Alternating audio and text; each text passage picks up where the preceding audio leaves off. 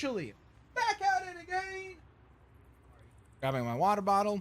How's everybody doing? Wait a minute. Why did my webcam not?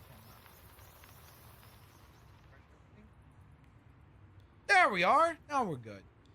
What is up? What is up? What is up, you beautiful people? My apologies about the technical difficulty there. We officially back at it again with a brand new live stream, but today is a special one because today we're getting into the details. We're gonna go ahead and talk Lego Batman Legacy of the Dark Knight. Now we're gonna start out kind of almost like an inverted pyramid, where we'll start out broad and not spoilery, but then the discussion will go into spoilers. Again, I don't really think that this is a game that you can really spoil things for, because so much of this game is really inspired by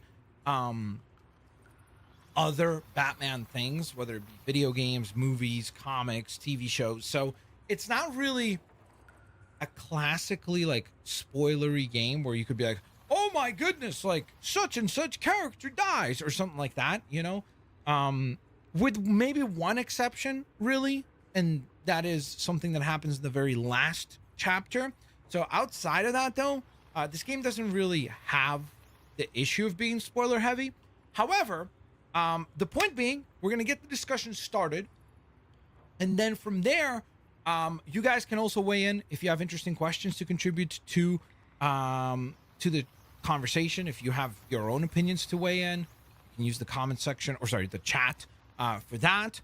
Of course, if you guys are enjoying the discussion, please don't forget to leave a like. Consider becoming a member. Every 10 members that we hit, I will also gift an additional 5 more memberships. And yeah, other than that, let's get started. This is a good warm-up for next week, because next week is going to be bananas with the live stream. First, though, I do got to give a shout-out to the legendary MJ Bailey. MJ, thank you so very much for the member chat. Second. Save this file. Select that. This. Go. MJ Bailey, thank you so very much for the 38 months of support, you legend. You're welcome. It's you are, but yeah. For telling you to fix the playlist. Thank you. I appreciate that, MJ Bailey. Thank you for letting me know that the 2 parts were missing for the LBA and the walkthrough. So those have been added, and the playlist should be spiffy and complete. Alrighty, Rue. Oh, and of course, I'm also joined by, for the discussion, Infinite Manny 1 or on Twitch, Infinite Manny on YouTube. What's up, Manny? How you doing? Why do you hate this game? Tell us. Whoa, whoa, whoa! Who said I hated you this said, game? People have said that. Notes. People have said that you hate the game. But I don't hate this game. I very much enjoy the game. I've been having a great time with it. Okay. Well, I'll let you. I'll give you the floor. You can open up the discussion. Lego Batman: Legacy of the Dark Knight is a fantastic game that has a couple growing pains that I'm excited to see what TT does next. If you are a Batman fan, you're gonna love a lot of this, especially if you like the 80s and 90s Batman movies. They service you a lot in this game. I think a lot of the suits that are in the game are really good. The vehicle choices themselves are good. Open world Gotham is very fun to explore. And outside of that, the story is really good. It's really funny. There's a lot of great homages throughout the whole history of Batman. There's lots of little things that are maybe just statues in a corner that if you don't notice them, like, it won't hamper your experience anything, or like it won't hamper it any lower. But if you notice it, you're like, oh, that's neat. So there's a lot of tongue-in-cheek moments like that. Yeah. The story moves at a great pace, although I do think later chapters feel a little rushed, especially with characters that you play as in there that I think are underdeveloped in the game. But overall, I think there's a lot of great things in here. And surprisingly enough, I think that this holds a lot of the classic Lego charm that I feared was going to be lost with the move to a more action-based style of level design. Yeah, the level design actually does have a lot of the hallmarks of classic Lego games, Mm-hmm. even if I think the open world does it better. But those are my general takes for now. That's fair. I don't disagree with you. I think that was a pretty good summary across the board. I do think that, in general, I think that the way I was like metaphorically speaking about this game, I said it's like they had a building set, like a Lego set that was based on Arkham. They had a building set that was based on Lego. And then they had one that was just based on the Batman franchise. They disassembled all those bricks and then built something brand new. So it's not quite any of those original things. Like it's the people who are like saying, "Oh, this is a brand new Arkham game," I would say, no, it's not. The people who are saying like, "Oh, this is a brand new traditional Lego game," I would say, no, it's not. The people who are like, "Oh, this is just like some weird amalgamation of these things," and weird not in a bad way. Yes, I think that they kind of took parts of what makes a Lego game work, parts of what makes a Arkham game work in terms of combat and pacing and things like that, and even some of the story beats, and kind of meshed it together into this new thing. And I think that where there might be criticism is it's going to be from the people who wanted one of those previous things. Like if you're someone who only wanted this to be an Arkham game, I think you're going to have problems with it. If you're someone who wanted this to be an only like the new Lego title, you're going to have problems with it. And so I think as long as you're approaching it with the mindset of like, this is not the next Lego game, like traditional Lego game, and this is not the next Arkham game, this is its own like kind of new thing, I think you can have a blast with it. So that's sort of the vibe that I sensed as far as like criticisms are concerned about the game. Outside of that, for example, like I like a lot of the puzzles. I guess it is a little puzzle heavy. Like I kind of could see the argument being made about boss fights, where like I do think that maybe they could have used a couple more boss fights, especially as rewards for the open world stuff, just because in the open world you do so much, and really only in the case of like Killer Croc are you rewarded with like a boss fight. Yep. In the case of the other open world missions, it does feel a little like I know you could say, oh, but you get a gold brick, and that's true, you do, and you get the resources that you gather throughout the process. But I think it's more satisfying if it would have been more satisfying if there was like an additional, just maybe 2 or 3 boss fights that kind of like end capped some of these side quests, you know? I completely agree. I think one of the biggest missed opportunities is those wanted posters should have been smaller villains. They should have been people like Killer Moth or Man-Bat or Firefly or any of these smaller villains that don't have a lot of time in the main story. Oh, you're talking about the missions for the citizens, like the ones that you have to use Gordon. Okay. The ones in the open world, the ones where you have to like collect the wanted posters, scrappings. Those should have been villains, because I think that would have been a cool way of like, you're still doing the typical, oh, you need to go collect this thing, whatever, but then you're rewarded with that by having an interaction with one of these villains, even if it's like a Condiment King or a Kite Man or Calendar Man, like whoever it may be. I think that would have been a good way to have some of these villains incorporated. And there's also mission, like you have like the scanner, like in Spider-Man, where it says like, oh, we got people breaking into this area, whatever. It would have been cool if some of those, like once every, I don't know, 10, 15 calls was a villain that had broken out of Arkham or Blackgate or something like that, and you need to go stop them. Like, I feel like that would have been a way to keep you a little bit more engaged in the open world, because as is right now, I barely do any of those calls because I'm like, I don't really care. They don't give me anything. I don't get rewarded, I don't get skill bricks, I don't get any tech points for it, I just get studs. And once you've bought everything in Batmine's shop, you don't really have a use for studs after that. Yeah, and you have the vehicles and like the suits. Yeah. So yeah, you're kind of done at that point. That's valid. That's valid. Agreed. I think that as far as like to reel us back a little bit more on the positive side of things, First Yes. of all, Matt Jedi, thank you so very much for becoming a member. Salute from me to you. Welcome to the Blitz Army. Thank you for being the first member of the stream. Thank you for getting us 1/10 of the way there towards a possible giveaway. But I will say that I really loved how charming this game was. Like, it really just was like very wholesome, very fun. It didn't like shy away from being a Lego game, because I think that was one of the things that Lego game fans were a little worried about.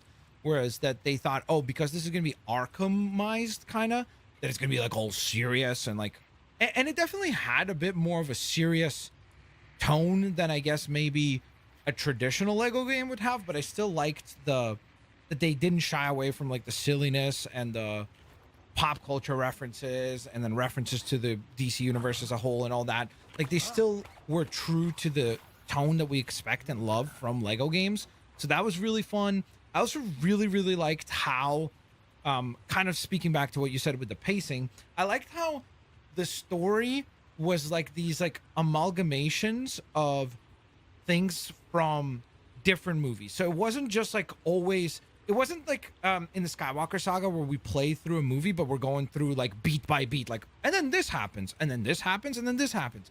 Here, they kind of like pulled things out of order. So like, we meet Jack, but then we see him as Red Hood, but then in between that, we're doing the Batman Begins storyline. So it's like, we're doing like Batman 89, then we jump into Batman Begins, then we jump right back into 89, but it's done up in the context of the Batman, because it's Carmine Falcone instead of like the format that they followed in Batman Begins when he returns back to the town. So it's like, I think they did a really clever job of like, I could almost see in their offices that they probably had a huge pinup board with like all these different things that happen in these movies. And they were like, okay, which ones can we like crisscross and it would still make sense? Like, which things could we combine and it kind of sort of still will be like a logical storyline where it doesn't like fall apart. And I think they really like walked that fine line super duper well, personally. Yeah, I thought the transition between chapters was really well done. Visually, I like the effect of the way that characters change or like recreating of different things. But outside of that, it did feel like they picked the right moments to make the story make sense. Because like you mentioned, we start with Jack, which is like 89, and then we go into Batman Begins, and then a lot of the section after that is the Batman, but it all just really, they picked the good moments to tell this story of Bruce coming together. Was there anything that felt that stood out in particular, like the like a specific moment? Well, I guess this is the part where I'm like, do we go into spoilers? I won't get into that section yet, but there is the creation of Two-Face was my favorite part of that. Was hilarious. That was so Lego. That was by far the funniest part of this entire game. It was the most Lego it got, and the way that it just kept ramping up. It just kept getting worse for him. Yeah, I remember. I was watching a stream for that. That was so funny, especially because I was like, how do they tell his origin story in a like family friendly way, right? Because like even in the Dark Knight, it's pretty grotesque. Like he looks kind of nasty, and it's a like pretty violent scene. So it's like I was wondering how they were gonna do it, and boy oh boy did they knock it out of the park. Like they made it really fun, funny, and then obviously kind of like the next segment jumping forward was great. For me, I would say, and this is not talking spoilers for the end, because I think that would be my moment 100%. When you arrive during that, but what would be my I mean, I like the Two-Face moment as well. I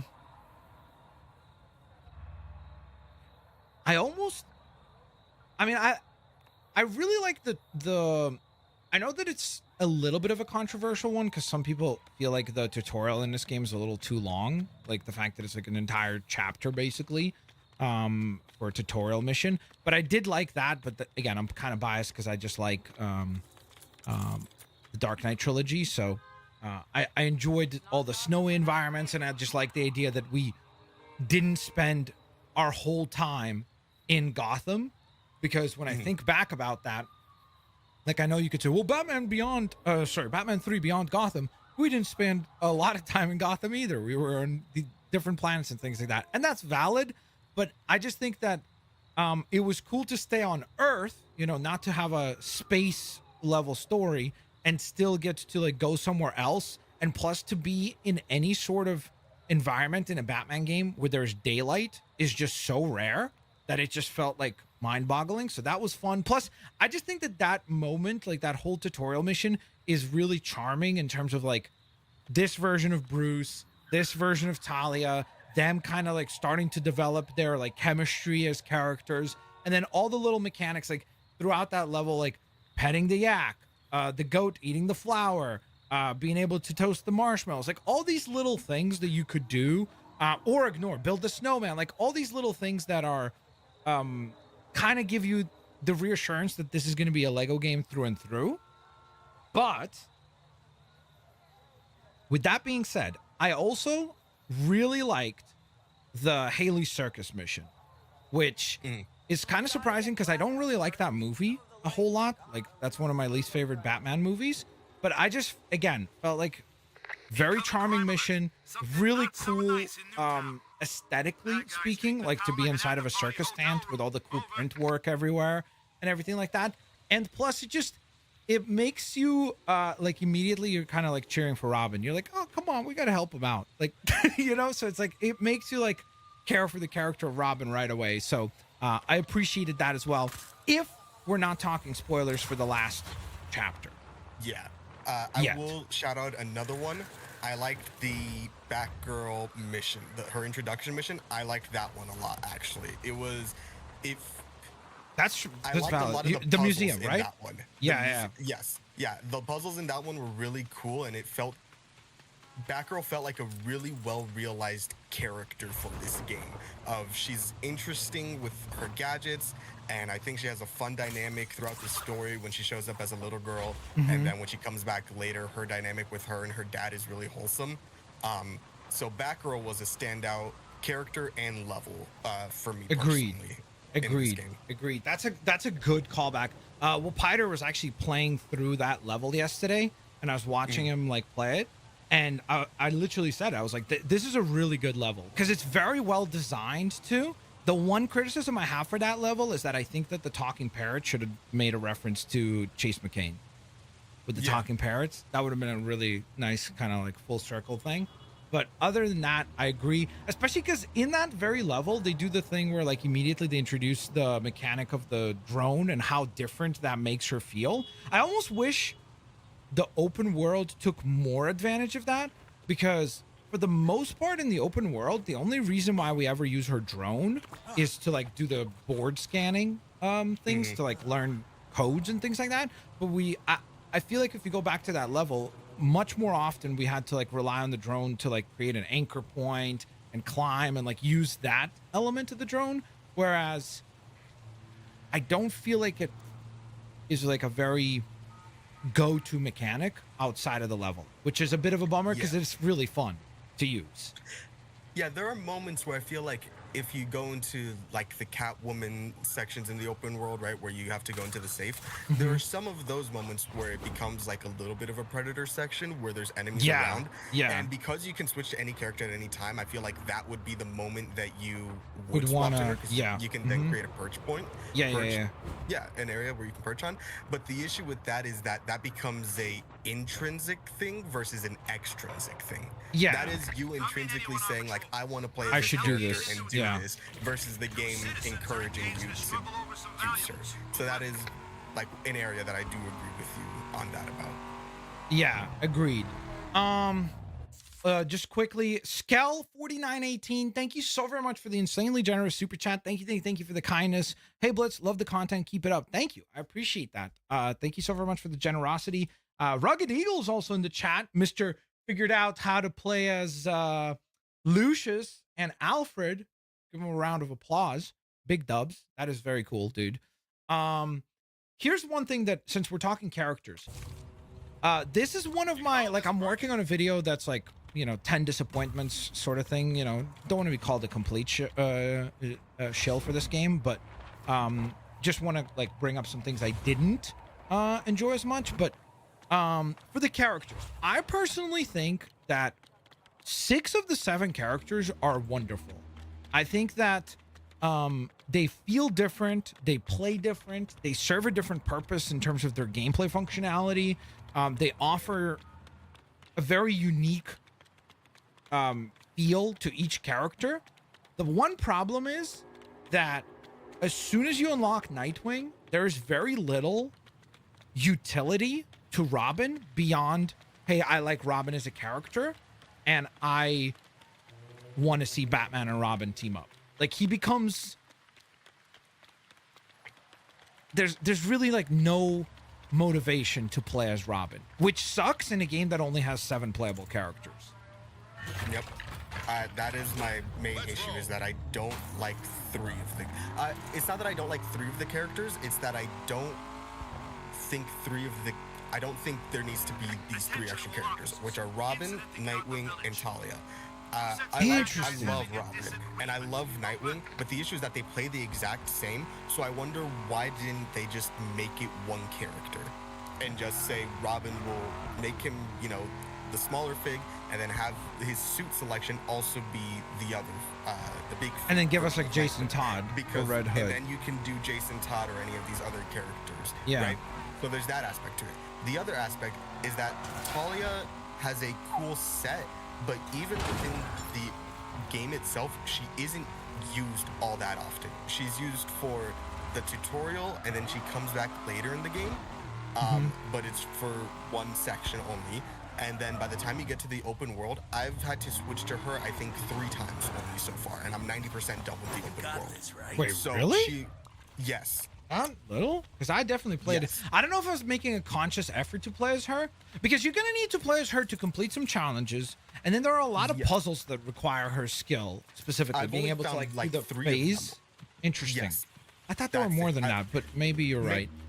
Maybe it's not like that low, but my point is that she feels completely like short-changed compared to everyone else, except for Robin, because Robin does everything Nightwing does, but Nightwing does it better. It's like the meme from Suicide Squad. Yeah. You know, what Yeah. does he do? What he are does exactly what everything I that do, you but do? better. Yeah, exactly. Because it's like the thing is, it's like even his abilities, they're like identical. Like he just has an electric effect to the multi-rang or Robin Rang and to the connector or whatever it is. bowcaster. Yeah. So it's like Yeah. there it becomes like I still play as Robin just because I like Batman and Robin. Like to me, that's the classic Sure. team up. But I can definitely understand the criticism that in a game that has so few characters to begin with. Hey, we got the Resident Evil Easter egg, guys. Sorry. I finally got it. Yeah. I've been trying to spawn this forever. Freaking finally. Of course, it Why happens does it on look like- stream. Why does Batman look like Dirty Dom? I don't know what he kind of does. He kind of does, He looks bro. like Dirty Dominic Yo, Mysterio. somebody take a screen cap of this and just send it to Dom on Twitter and be like, Dom, what you doing in the new Lego Batman game? But I just think that is a valid critique to say that, like, in a game that has so few characters, which is one of the big things that I think a lot of people hold against this game, is the fact that it has so few playable characters, because everyone in Lego games is used to at least a 100 character roster. So seeing a character roster that is limited to just 8 or sorry, to just 7, or if you use the newly discovered glitch by Rugged to get to 9, I guess, right? Because it's Lucius and Alfred, right? I think. So Lucius, Alfred, I think Thomas. Oh, and Bruce. Pretty much like anyone, and Bruce. Oh, yeah. and Thomas probably. So if you can do that with another 3 or 4, whatever, but those are not even official, right? Like you're kind of like glitching the game to afford that. So let's say 7 playable characters. It does feel like they needed to do one of 2 things. They either needed to make Robin and Nightwing the same character, or what they could have done is maybe just go the route of give them distinctly different abilities. Now, of course, the problem with doing that is that how do you explain that, like, from going from Robin to becoming Nightwing? Like, why does Dick Grayson completely adapt a brand new skill set? Probably, like, some people could nitpick that. But I just think from a gameplay perspective, that's the one that I think is, like, a little bit weaker. As far as Talia, I disagree just in the sense that I just find her gameplay loop to be so freaking cool. Like, I just think the fact that she does this phasing ability, I've not played a game that can do this. Like, what can you think of a game? Maybe I'm just like Dishonored. Okay. You're right. I have played a game. Dang it! Okay. Literally, like, one of the most talked about games the last couple of months, Dishonored, and its main gameplay component is Blink, which can teleport you not just like okay, listen. But also in a vertically Batman for, game. like, In a Batman traversal. game. Sure, in a Batman game. In a Batman game. In a Batman game, this is the first time that we've had this. Dodge that bullet, chat. Poof. But I just think that's cool. I think the sleep dart makes sense for the character. I think the way that she returns in the story is freaking incredible. Like, I think that it's a really cool like comeback. How long have we talked? 25 minutes. Let's do another 5 spoiler free, and then we'll go spoilers, guys. But dang it, that's gonna be a spoiler. Remind me to talk about Talia more when we talk spoilers. Because I do have a problem with Talia's Inclusion. kind of as far as like at the end there, and something to do with her like playability after this. So that's something that we'll talk about in a moment. What else? We've talked gameplay, we've talked favorite moments, we've talked some criticism. Anything else you can bring up during spoiler free talk before we pivot? Spoilers? I think progression is a little weird in the way that it interacts with the open world, because you get your skill bricks through the levels, right? And then you have some other ones that you can get in the open world. But then a lot of the open world stuff is to get you your tech resources. And I don't know if you did this or if this was just me, but I would just bank up like 75 of them, and then I just go on a shopping spree and not really pay direct attention to what I was doing, like what I was purchasing. Then it was like I had to literally Kinda go and look learn. and be like, what can I actually do now? So there's that aspect to it. So you would want more of a structure, like something that forces you to go to the Batmite shop, so that you kind of like are incentivized to like trade in those chips and learn new techniques. And because if you're doing them like one at a time, what he's talking about, Chad, by the way, is these tech upgrades right here that you can do in any of the Batmite shops. So basically what he's alluding to, and it's a valid critique, especially at the end game, because I did have a little bit of that. When you have a lot of Wayne Tech chips and you come in here and you're just gonna go like buy, you're not putting in the effort to like read like, oh, what does this do? Oh, this increases the whip ability, or what does this do, and how does this give me a focus upgrade, or what does that do, and how do I use it, and blah blah blah. And if you're not paying attention to those things, then you're really not maximizing the gameplay potential of the characters, because there are a lot of things that by reading the actual like explanations of how they work, you can adapt and learn that like Talia can do not just like phasing behind an enemy, but you can throw the smoke bomb by holding L2, right? Because a lot of people will just keep pressing R2 or what would that be on Xbox? Right trigger. RT, and you're just going like this, but you don't realize that you can actually just throw the smoke bomb and create the cloud specifically towards a group of enemies. And if you do that, once you get the upgrade, you also create another smoke cloud, allowing you to still be in stealth mode.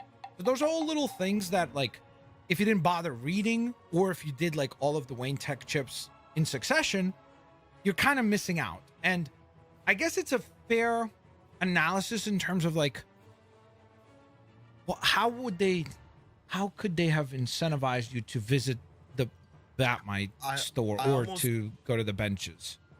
I almost wonder if they do the Spider-Man thing where you complete a chapter and then they say, all right, I've got time to kill. Gotta go do some, like, let's go hang out in the city, or like, let's see what the people need. And then you do a couple side missions before the next chapter unlocks. That way you're getting points throughout the story rather than just sort of waiting until you get to the end game and then just using them all because you're like, oh, I'm not doing well at these combat challenges. Let me just get all these upgrades now. So maybe that, but I don't know. It does ultimately come down to it is a you thing. Like, it's how you play the game. So if you aren't paying attention to that, there's not a whole lot that they can do for that. But But because it's such a big thing in the game, a lot of like there's not a whole lot of gold bricks. A lot of it is your wing tech points. I do wonder if there's a way for them to encourage you to use them more. That's all. Yeah, that's fair. Maybe a little bit more like hand holding with that element to kind of like incentivize you to like learn the mechanics, because ultimately if you actually read a lot of, it's kind of like the video I made today about like the animations, is that I just think a lot of people, if you don't like dig into those aspects of the game, it will completely go unnoticed for you. Like you will not know that every single character has a unique dive bomb animation, a unique landing animation that is like fitted to their character, and then on top of that has a unique focus launch animation as opposed to their regular launch animation.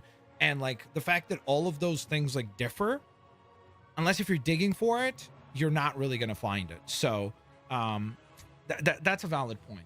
Smurf, thank you so very much for the 199 super chat, saying next should be Infinity Saga or TMNT in this style. Dude, TMNT game for Lego has been on my wish list for a long time.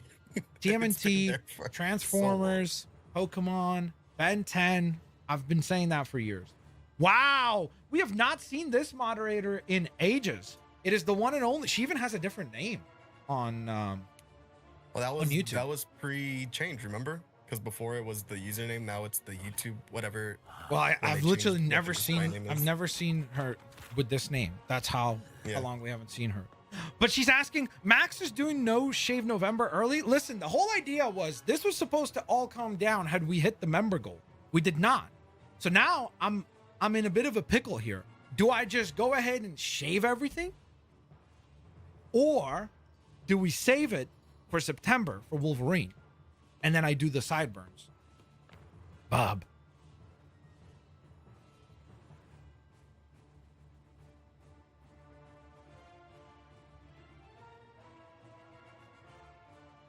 The silence is killing me. Oh, you were asking me? I thought you were asking chat. No, I was asking. Well, you're the only one who's in the call. That was crazy, dude. You just killed me with that silence.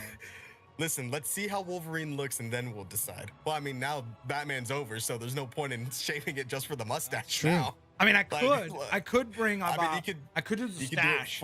Imagine I pull up on stream tomorrow, or like whenever I stream next with just the stash. That would what be you should do is for the Mayhem DLC, you should get the Cesar Romero mustache and then the white paint so that it's still poking through. That's a great idea. That would be a great idea.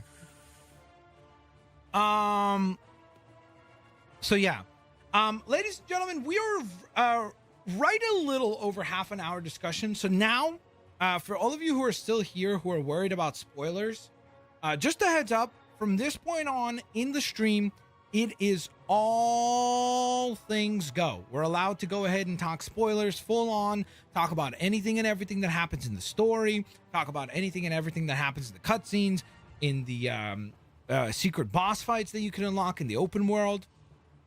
All of that stuff is now fair game. So just keep that in mind. And now we get into spoiler talk. First and foremost, the first thing I want to...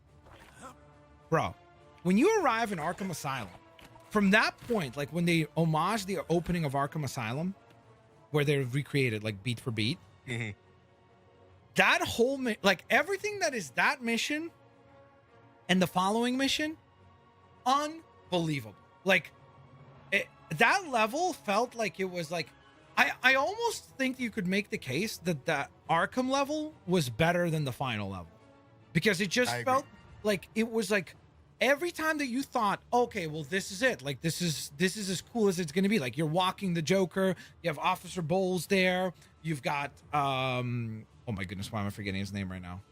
Aaron Cash. Yeah, Aaron and Officer Bowles walking him in.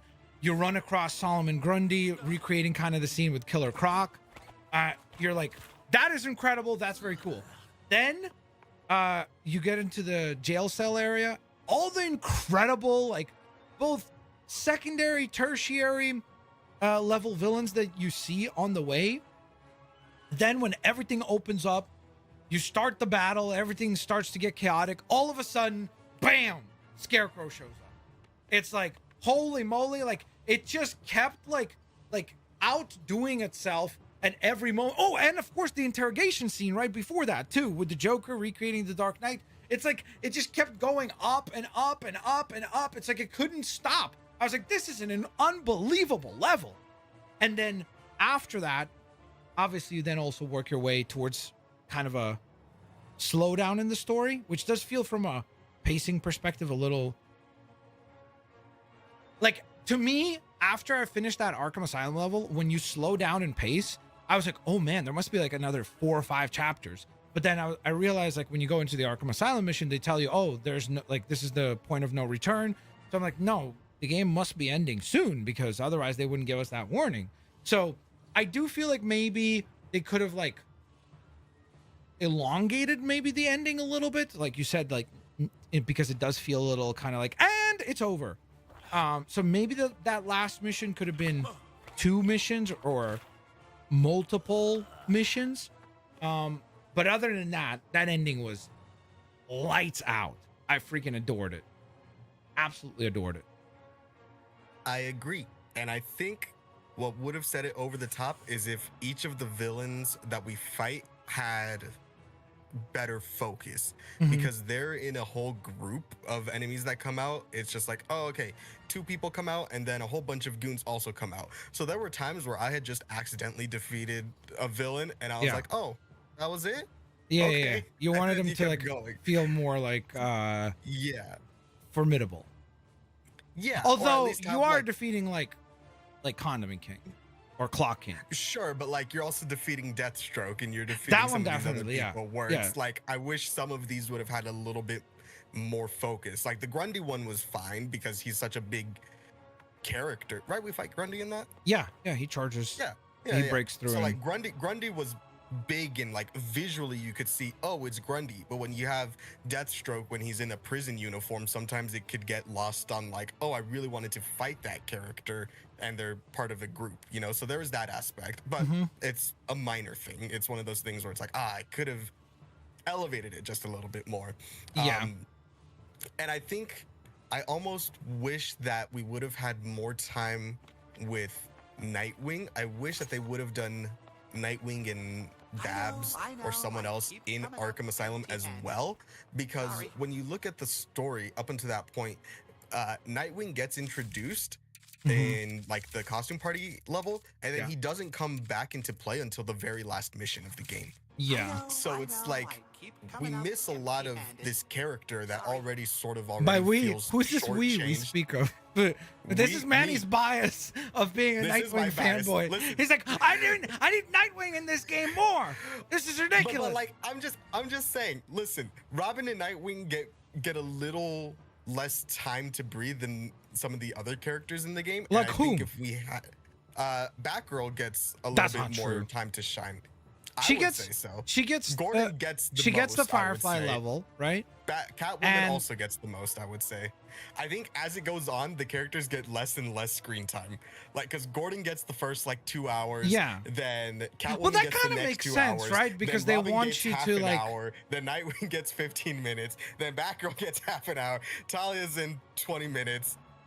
Well, I think it makes sense in the sense that like as they make characters playable, they want you to then like use those new characters, right? So it's like it's logical. And the other thing I will say is that a lot of the game is based off of film interpretations, and a lot of these characters aren't in a lot of the films. Especially so they Nightwing. Don't have a lot to.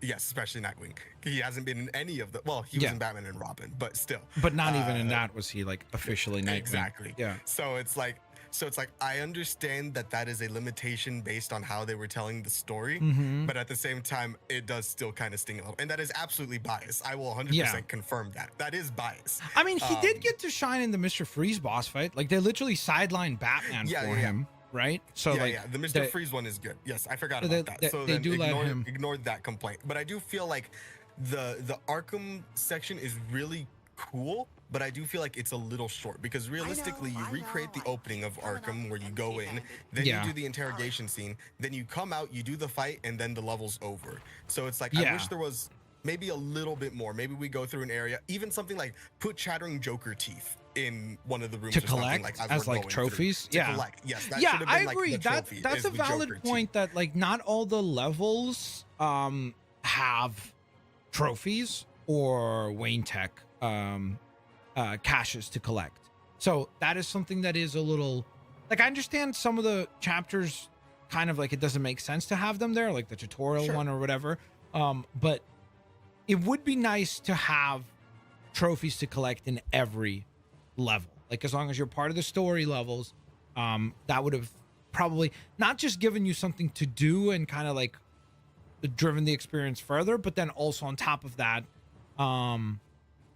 probably added to the replay value of the game to a certain extent, because then you would at least have a reason to go back in and like replay some of these levels outside of like if you're just like me where you're just having fun replaying it because it's fun, or you really love taking photos, so you love to go back in and now focus on like, hey, I'm going to try to get a cool photo fighting Ra's al Ghul, or I'm going to try to get a good photo fighting Mr. Freeze or something like that, you know? So like to give you an actual like gameplay motivation to go back in.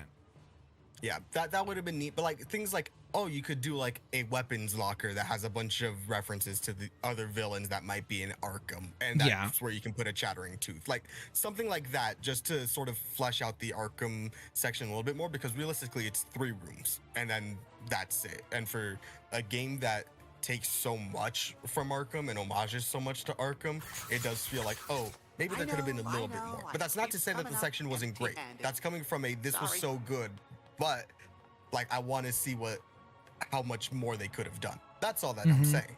Yeah, I very much enjoyed that section, and then all the stuff with Bane was really funny and really cool. How do you feel about, so now that we're talking spoilers, how do you feel about A, Talia being the final boss, B, the fact that that suit is not unlockable for Talia was shocking to me. Agreed. I was like, how is that possible? It's like one of the coolest looking outfits in the game, and they didn't make it playable. I was talking with Edith the night before, and I said, I don't know, like up until that point, I hadn't finished the game yet. So I literally said, I don't know why Talia's in this game, because she does, like, if they're not doing Damien, then her real only importance is to come back later and like take over Gotham as like the head of the league. And literally the next day they do exactly that. And so I'm like, oh, well, okay, there you go. They're doing you answered your own Edith, question. you got spoiled.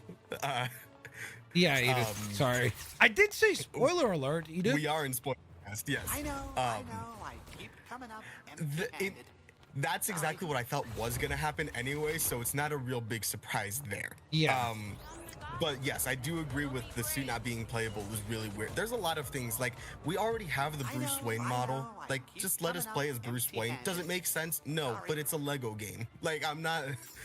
There are some of those costumes that show up that I'm like, oh, that would have been really cool to have, and alas, we don't. But yeah, the Talia one being missing is really weird. That's the weirdest one to me.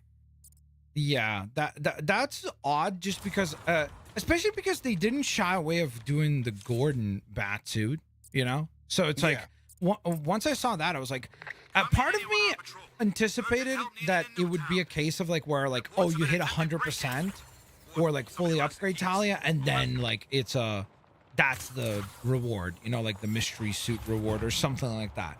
But that is not the case, which is a little shocking. It does give another thing for all of the PC mod community to work on, to be fair. So it's going to keep them busy, I'm sure, to figure out how to unlock that costume and make it available for her. Because it is a really cool design, like the actual outfit. So it's just a little odd that it is not a costume that she can actually wear. So that was definitely kind of a surprise. What else? Hold on, I have notes here. Let's see, what do I have? We talked about that. We talked about that a little bit. Oh, story mode. So here's the thing with me in story mode. I think the story is really great for a single playthrough. There isn't a whole lot that motivates you to go back into the levels unless you didn't do any of the collectibles. Without free play in any like way, shape, or form, it feels kind of weird.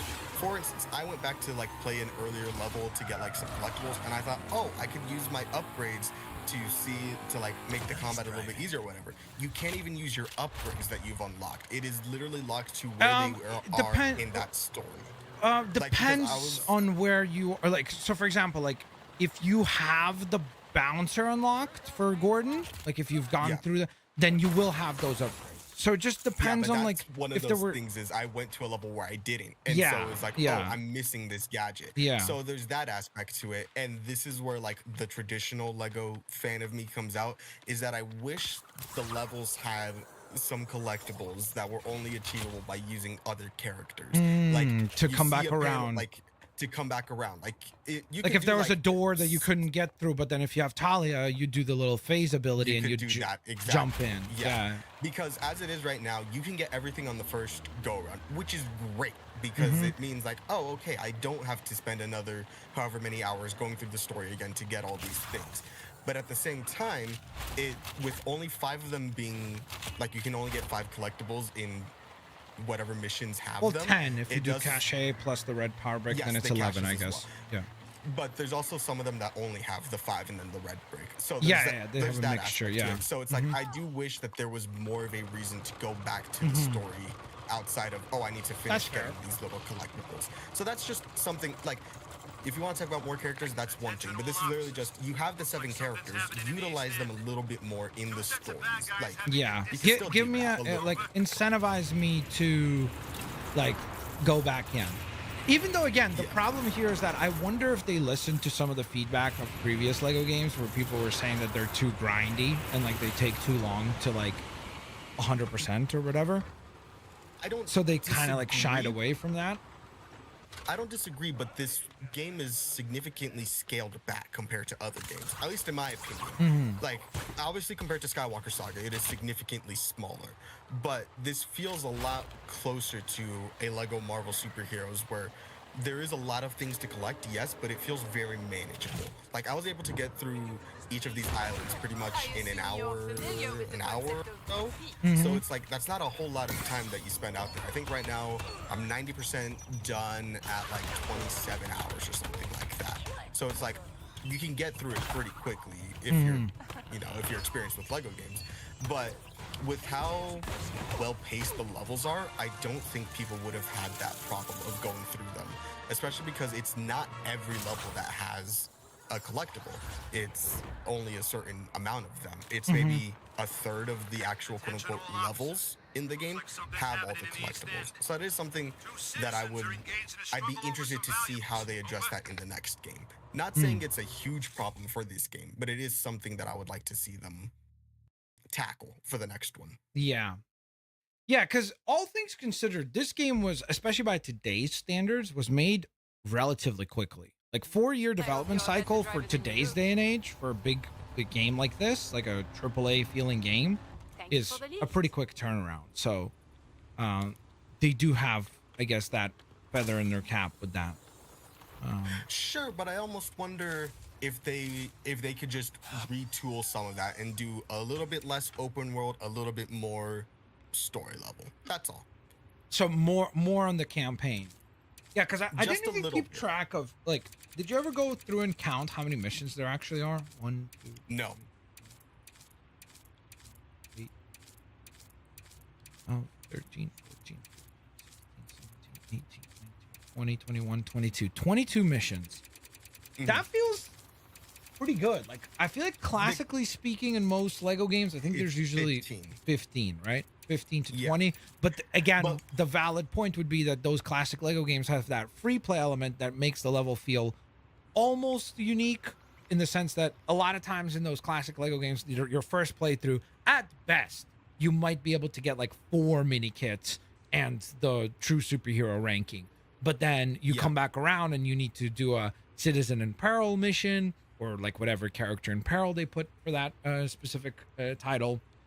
To get the other mini kits, use those new characters that you acquired afterwards with new abilities to come back around and interact with things that you didn't interact with on the first go round. But I'll also say, even though there's 20, 21 or 22 missions in this, if you look at all of them, only like one every couple missions will actually have the collectibles, and you can go back to those specific moments. Yeah. So that also lessens the grind of old Lego games where you would have to start at the beginning and Yeah. then you'd have to go through the entire level.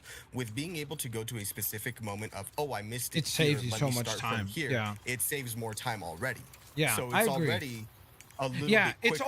it's almost like they kind of like solved the grindiness problem, and so now they could have kept all the more of the elements that like made it more grindy, I guess, because they came up with a great solution by like divvying up levels into like I just was hovering before this, like Wayne Industries is divvied up into 5 segments, so like you have 5 different areas that you play through. And maybe that's not the best example because it doesn't have actual collectibles, but like in general, like the levels that have collectibles, they do a pretty good job of being able to allow you to like drop into the specific segment that has the collectibles so that you can like specifically hyper target that one area and try to 100% complete it that way. Yeah. So that is one of the things that I would like to bring to the discussion table. Not necessarily a bad thing, but just something for people to be aware of. Yeah, no, I think that's a valid criticism, I guess. But at the same time, I always also say, like, anytime that your customer says, "I wish you would have given me more of this," that's a good problem to have. You know, because ultimately that is a compliment to the quality of the thing that you made. The fact that customers feel like they wanted to experience it more, I think is usually a good thing. Yeah, and obviously we're the hyper fans of this. Like, we are the ones that for sure would do all of this. Yeah. So that's why, like, for a lot of people, into. I've seen a lot of people say that it's like perfect. Like, as far as like, especially the more casual people who are playing this game, like the people who, let's say, they don't even like Lego games and don't particularly like even Arkham, but they like Batman, you know, so they're like having fun with it because it's like it's just the right amount of like engagement and feeling like there's enough depth there to where like you feel rewarded for like investing your time into it, but then also doesn't start to feel like homework where you're like, oh my goodness, I need to go and look for X amount of gold bricks or blah blah blah blah blah blah. That was another thing that I did want to bring up, is I do find it very interesting in this game that you can have a very different experience with this game depending on how you decide to interact with it. And what I mean by that is, like, if you play the game on classic difficulty and you just do the story, you'll have a very like probably simplified and kind of cookie cutter experience. But if you play on Dark Knight difficulty and you prioritize unlocking your upgrades in a certain order of events, like for example, like not unlocking the extra hearts, instead focusing on like gadget upgrades and things like that, and you tell yourself, hey, I want to get gold medals on all the combat trials, and I want to get gold medals on all the traversal trials, or I want to get gold medals on, you know, all the different challenges, your depth of the game is going to be far greater than the person who's just playing on classic difficulty and just like kind of beelines all the obvious upgrades on the skill tree, like more hearts, more health, replenish health, blah blah blah. I find that to be interesting because I don't think there's ever been a Lego game that afforded you this. I think most of the time when we all played Lego games, they were very much like everyone's experience was pretty much the same. It was like from beginning to end, it was your experience was what it was. Whereas here, the game doesn't punish you. Like it doesn't, for example, take away anything if you don't get a combat trial to gold. And it makes the bar so low for bronze that it's like you really need to be bad at the game to like not hit bronze. So like everyone's going to be able to complete the combat trials at least at bronze level. But if you want to get the gold, it will test you. Like there are multiple combat trials in this game that like if you're playing on Dark Knight difficulty, it ain't easy. Like you really do need to like pay attention. You can't just like, I'm just gonna punch things and that's it. Like, you know, you do need to like actually try and make sure that you prioritize your targets correctly and sequence your combos and dodge and counter and do these things, because if you don't, you will lose. Yeah. Let's see here. Yeah. I think this No, everything what you said was true. Because a lot of the older Lego games were, even if you could do like other side activities, it was very limited in scope. So you were sort of forced to go through the story mode first, and then you can go unlock other characters which will have different abilities, blah, blah, blah, right? All that other stuff. Whereas here, once you get into open world Gotham, you can do a lot of things depending on where you are in the story, which can then get you more upgrade points, which will then let you get better combat capabilities for the rest of the story. You know, so that point is completely true. I agree with you on that. Yeah. How did you feel about the boss fights, and what was your favorite boss fight? Favorite boss fight, I think, was still Ivy. I really liked her mechanics for the boss fight. As a whole, I really liked a lot of them. I think the only one I didn't necessarily care for was Roz. His was just sort of... It's tutorial, so that's why I didn't. Yeah. Like, you know, it's a very simple boss fight. But the rest of them were good. There's a boss fight that unlocks when you complete a open world. Well, we're in spoilers. Yeah, you can say. The Killer Croc boss fight was like, it was cute, but it was also like, oh, that's all we get. And Yeah, again, that's part especially of the, because I'm a greedy person who wants yeah. more. Yeah, but I do think that that's valid in the sense that I don't know why. Like, I was thinking back, I'm like, because honestly, it's been a little while since I played Arkham Knight, but I'm trying to remember, like, in Arkham Knight, how many of the side quest stories, like, you know, like Professor Pig and all those, how many of those ended with boss fights? Because, like, for some well, there was reason, the I thought there were a Deathstroke one. lot. There was the Deathstroke one. Yes, There was Deathstroke. Firefly. Firefly, yep. I think I can't remember if the Azrael one ends in a boss fight or if it's literally just all action. No, I think it's... as I don't think we fight him, do we? I don't remember. I know that we fight as, but I can't remember. The towers don't end in a boss fight. Professor Pig does, right? Or is it just that we snuck up on him and then kill him? impressive. I can't remember. It's been so long since Yeah. I played that side quest. You meant to But leave, yeah. right? Because I do agree with the sense that, like, there is a lot that you do in this game, like Falcon Fortune, Plant Life, Trials, Clue Master, Riddler, Subways, Waylon Jones. It's like there is a lot. There truly is a ton to do. I think a lot of the puzzles are really fun. Like I really genuinely enjoyed solving a lot of the Clue Master ones. Like I thought they were just the right enough like level of You can always clever come back. and require you to like actually think, but then not like annoying. You know, sometimes in video games like puzzles can get to the point where you're like, I just don't want to do this. Like, especially when you're asking me to do it 60 times. Like this is frustrating. So like I like that, but I do wish that we did, and again, this is also again us being greedy to ask for more, basically. But like I do kind of wish that at least, like, I was hoping, like, for example, Falcon Fortune would end with us like fighting Sophia or maybe like her gang or something like that. Yeah. You know, like I was like, oh, this would be cool, like another boss fight here.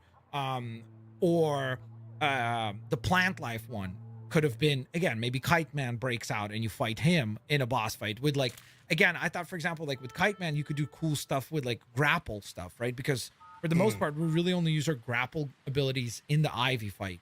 And I think it would have been cool, like maybe he's taking off and you have to like grapple him back in to like ground him and beat him up or something like that. And I know people are going to say, it's Kite Man. It should take one punch and it's all over. I get it. But like, it just would have been a fun thing to kind of like give you at the end as like, it's like the cherry on top. Like after I did all this work, completing all these missions, I would have loved to get like one or two more boss fights as a reward. Well, that's part of my criticism with the open world, is that so much of it just feels like you've collected this thing. All right, good job. Next thing. Like a lot of the times it doesn't feel rewarding to collect a lot of the, or do a lot of the side quest stuff outside of like, oh, I'm looking for this specific outfit, so I need to do 5 AR challenges or whatever. You don't even need to get gold. You just need to do 5 AR challenges. Yeah. And then when it happens, you just get a little pop-up in your little, like in your top left. There's not a traditional thing of like, oh, now the game brings up the roster or like a costume list and says suit unlocked at the very top, and you can click it right there to like prompt you to look at your new suit that you got. If you're not paying attention to the top left, you're like, oh, I look back and now I got all these other suits. Yeah. So there is that aspect to it.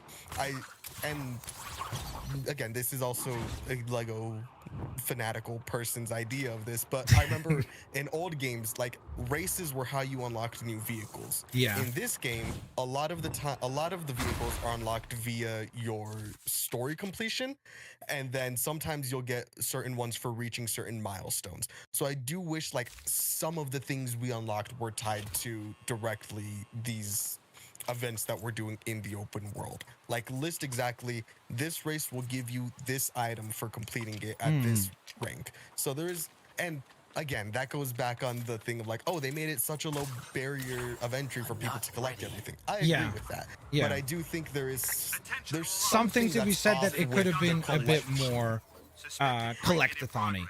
Because it's not like, even like collect-a-thon-y, but it's more like there needs to be a not a reaction. What's the word I'm looking for? Not a sensation.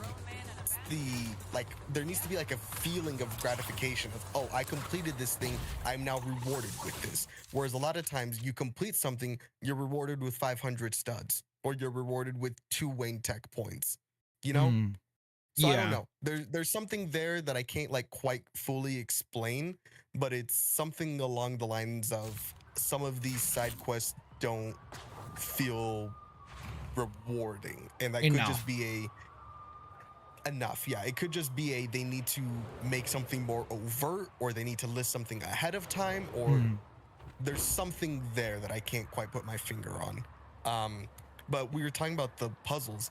I feel like the open world puzzles are the best thing in this game for a classic Lego fan, because that's the moment when you are switching between this character and that character. That's true. Start off, it itches or scratches that itch. Yeah, because like you'll start off, you need Jim to like muck up the gears. Okay, well he's done that. Now what? Oh, you need Barbara to use her drone to or you see get angry that it's impossible to do it quick enough. Yeah, exactly. This is designed for co-op. You can't do this. I'm telling you. Looks at chat. And then it's like, I'm pretty sure you're supposed to use Jim Gordon's goop gun. Oh, that's right. That's on me. Oh, okay. That's my bad, guys. That is my bad. Listen, I completely admit that one was my bad. But it's like there are those moments where it's like you're switching between characters to do things. It's like, oh, you need Batman to pull on this, and then that will unlock something that Nightwing can then use his gun to connect these 2 pieces, and then you'll need to whatever, right? So there's that aspect. But with that also comes the discussion, not necessarily saying it's a good thing or a bad thing, that you cannot switch out of Batman at any point in this game. That's a valid critique. That it forces you to have Batman always like there's no reason why you shouldn't be able to play as Robin and Batgirl, or that is Nightwing and Talia. And it's interesting because I remember someone, I just don't remember whom it was, but someone at the Gamescom preview event, or like right around that time, one of the people that like covers the game as well said that like, oh yeah, you can have any combination of the 7 playable characters together at a time. So coming into the game, I fully was like, oh well, yeah, then this is how it's going to be. And so discovering that that's not the case was definitely a little surprising. I also wonder, is this something that they could patch in? Because I don't see why they can't. It's something they can patch it in. Like, I don't think they'll be able to patch it in for the levels, meaning like the story missions will restrict you to the characters that are involved in the story. But I think that there's no reason why in the open world, like right now, as I'm running around, there's literally, to me, logically, there's nothing that tells me that like I have to have Batman as my other character right now. Besides just, I love Batman, you know? So it's like, there's no gameplay or anything that like should restrict me right now to just using Batman. Yeah, and imagine the interactions we could get with certain characters. Like if we have Nightwing and Batgirl together, imagine like the vocal interaction that they could do with each other, or Catwoman and Talia. Like there are some cool like interactions that you could do with that as well to, you know, help deepen that. But just in general, I would like to be able to have whatever pairing of characters I would want, because it does get frustrating sometimes of, oh, I need to switch over to this character. Let me hold down on the D-pad for however many seconds. And that sometimes feel a little clunky where it's like, all right, I'm holding this for a long time. Just get me to the next character that I want to play as. Whereas if I could just set the character, oh, okay, I already have this person. Perfect. Let me just swap over to them easily. Instead of having to hold down on the D-pad, then scroll down on the wheel, then pick this person. So it's like, there is something like, and I don't remember it feeling that slow in other Lego games to switch characters. So that is something else that I've thought about a little bit. Interesting. I didn't have the slowdown thing. I definitely agree with the notion that I do think they should allow you in the open world to just play as any combination of the 7.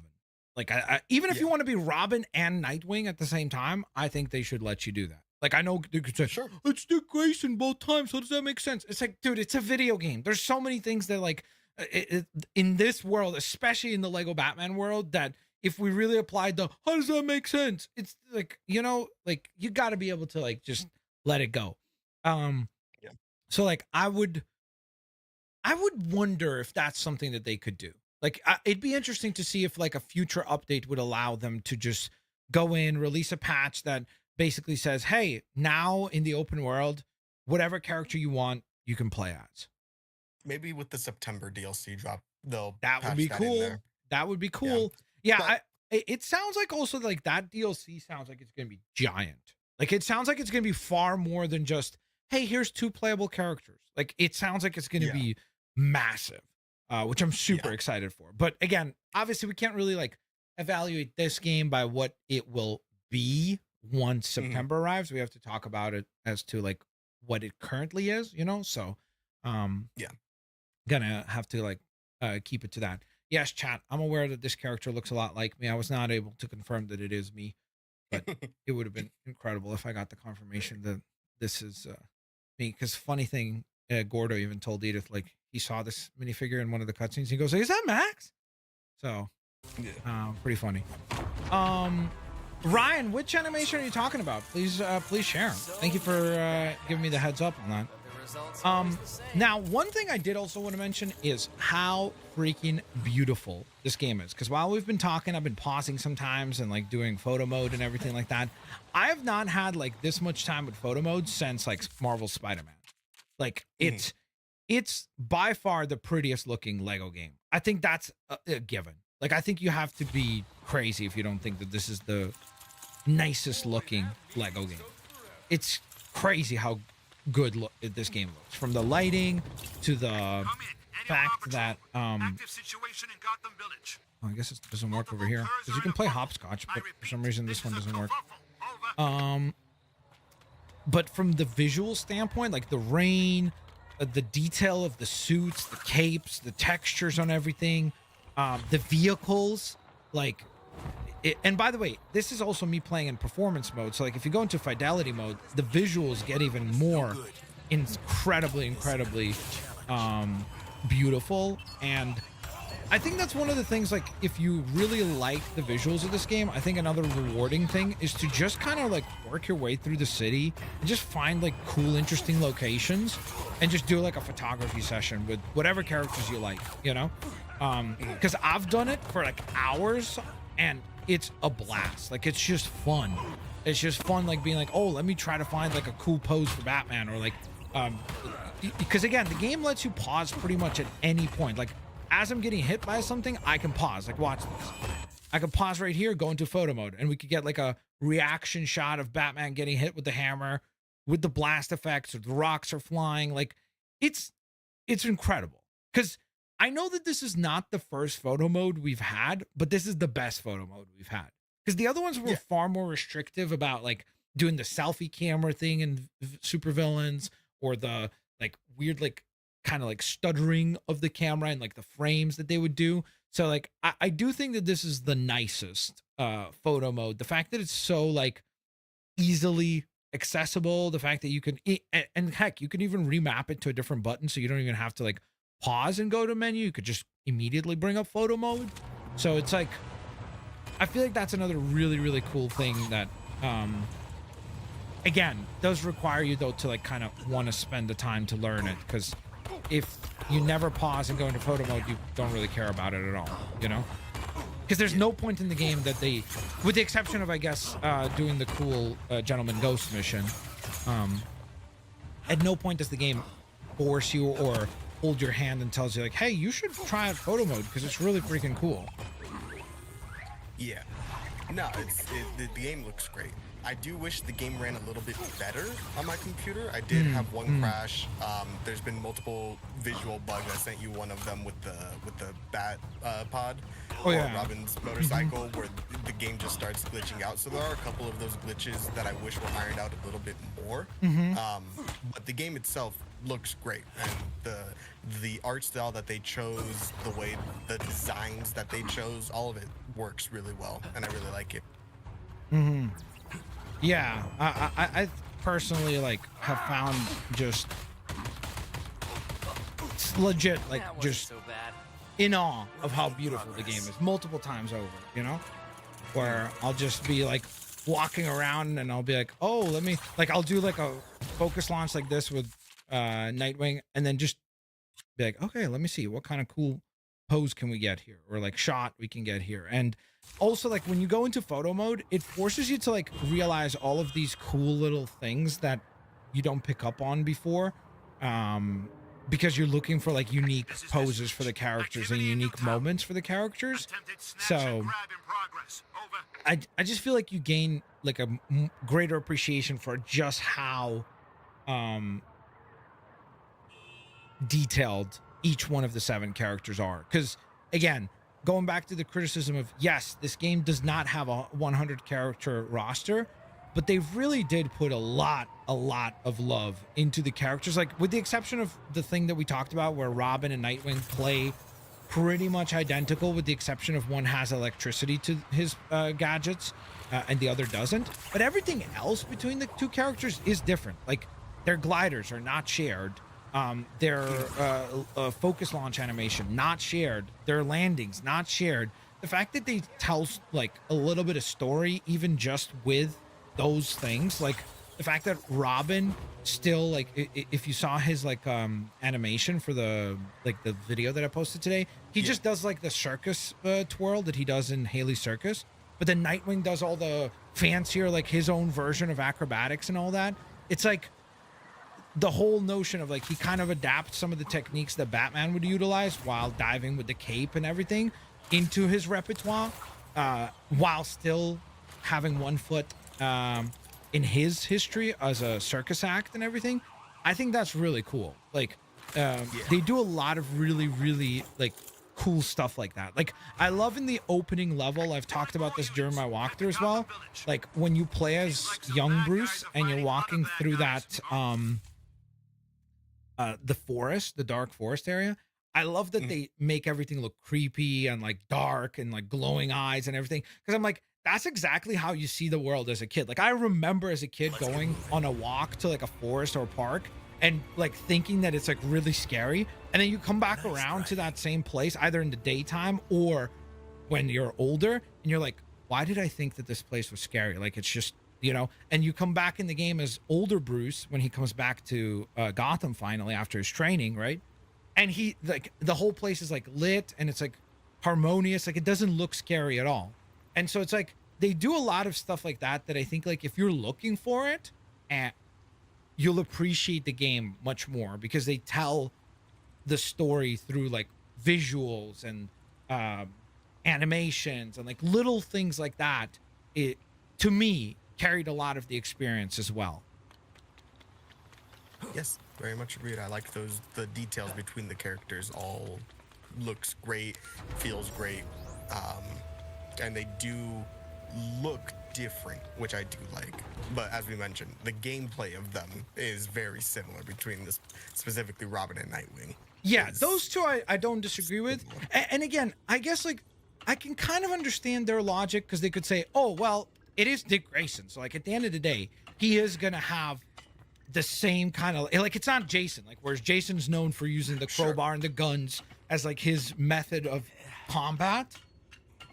So it's kind of like, I understand their logic. The problem is, like, by making them so similar to one another, they gave ammunition to the people who are criticizing the game for not having enough playable characters, because they're correct to then point at Robin and Nightwing and say, hey, look, even these two characters, they're taking up a different character slot, but they play pretty much the same. So why?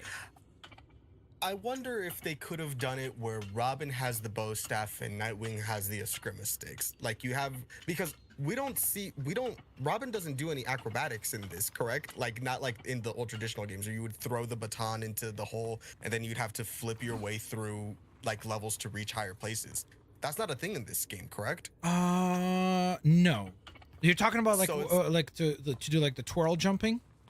Yeah, to do like the twirl jumping. No, I don't. It's like no, doesn't. maybe they could have done that for Robin, where it's like he's more of the twirl jumping and he has like the baton, so it's a little bit bigger, I guess. I don't know, but it would be a different animation set versus the eskrima sticks, which are, you know, dual handed and they have lightning and stuff. So maybe that's what they could have done to differentiate them. But yeah, it is what it is. You know, the game's out now. That's what it is now. All we can do is provide feedback and voice our opinions on it. Small concerns, because the reality is I love yes. the game.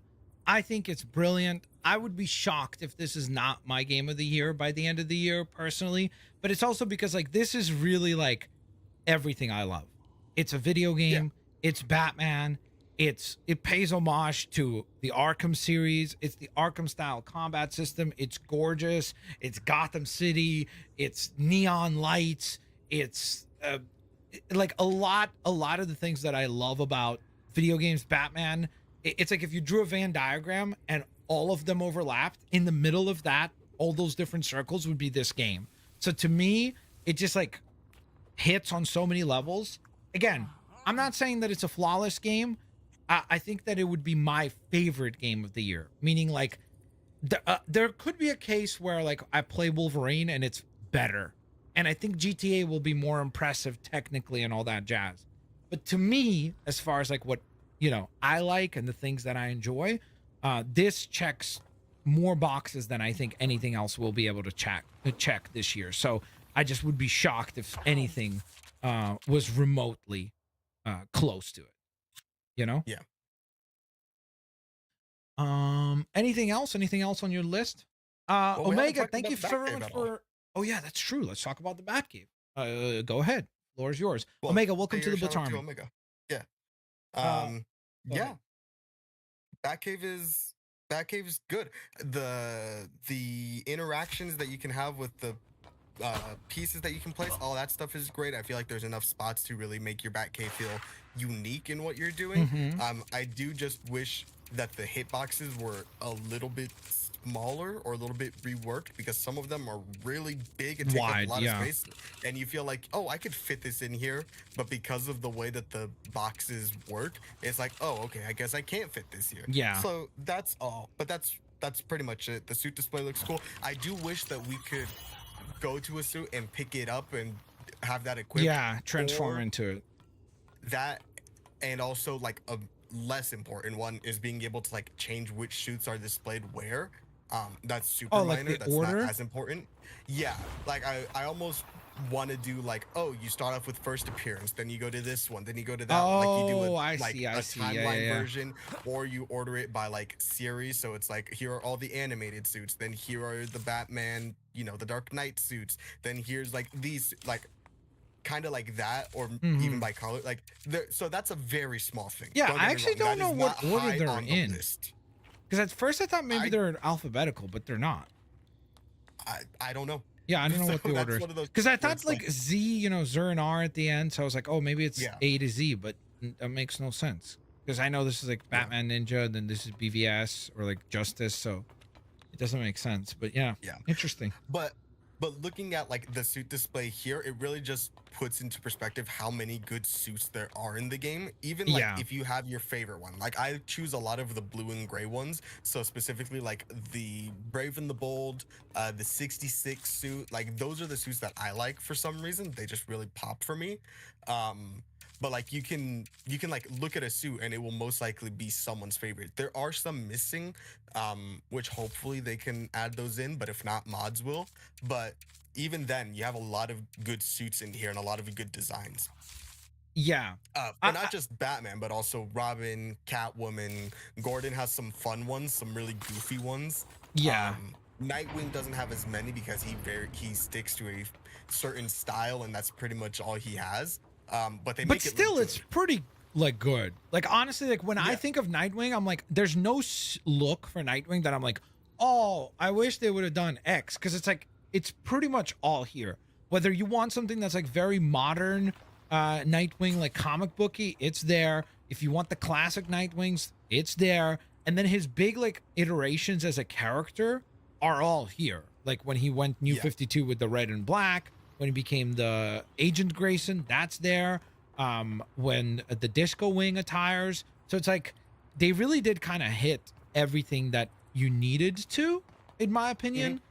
Like I'm not complaining. Yeah, like same thing goes for Batgirl for the most part. I will say it is a little odd that like Jim, Barbara, Talia, and Catwoman do not get Lego Batman video game outfits when the other three do. Like, it is kind of odd where I'm like, that is a little odd. It's also odd that some of them get the Lego Batman movie and some don't. I think like in a case where like, if those characters exist in those movies or that game, I think they probably should have given us like, you know, the full eclectic gamut of each one of these characters.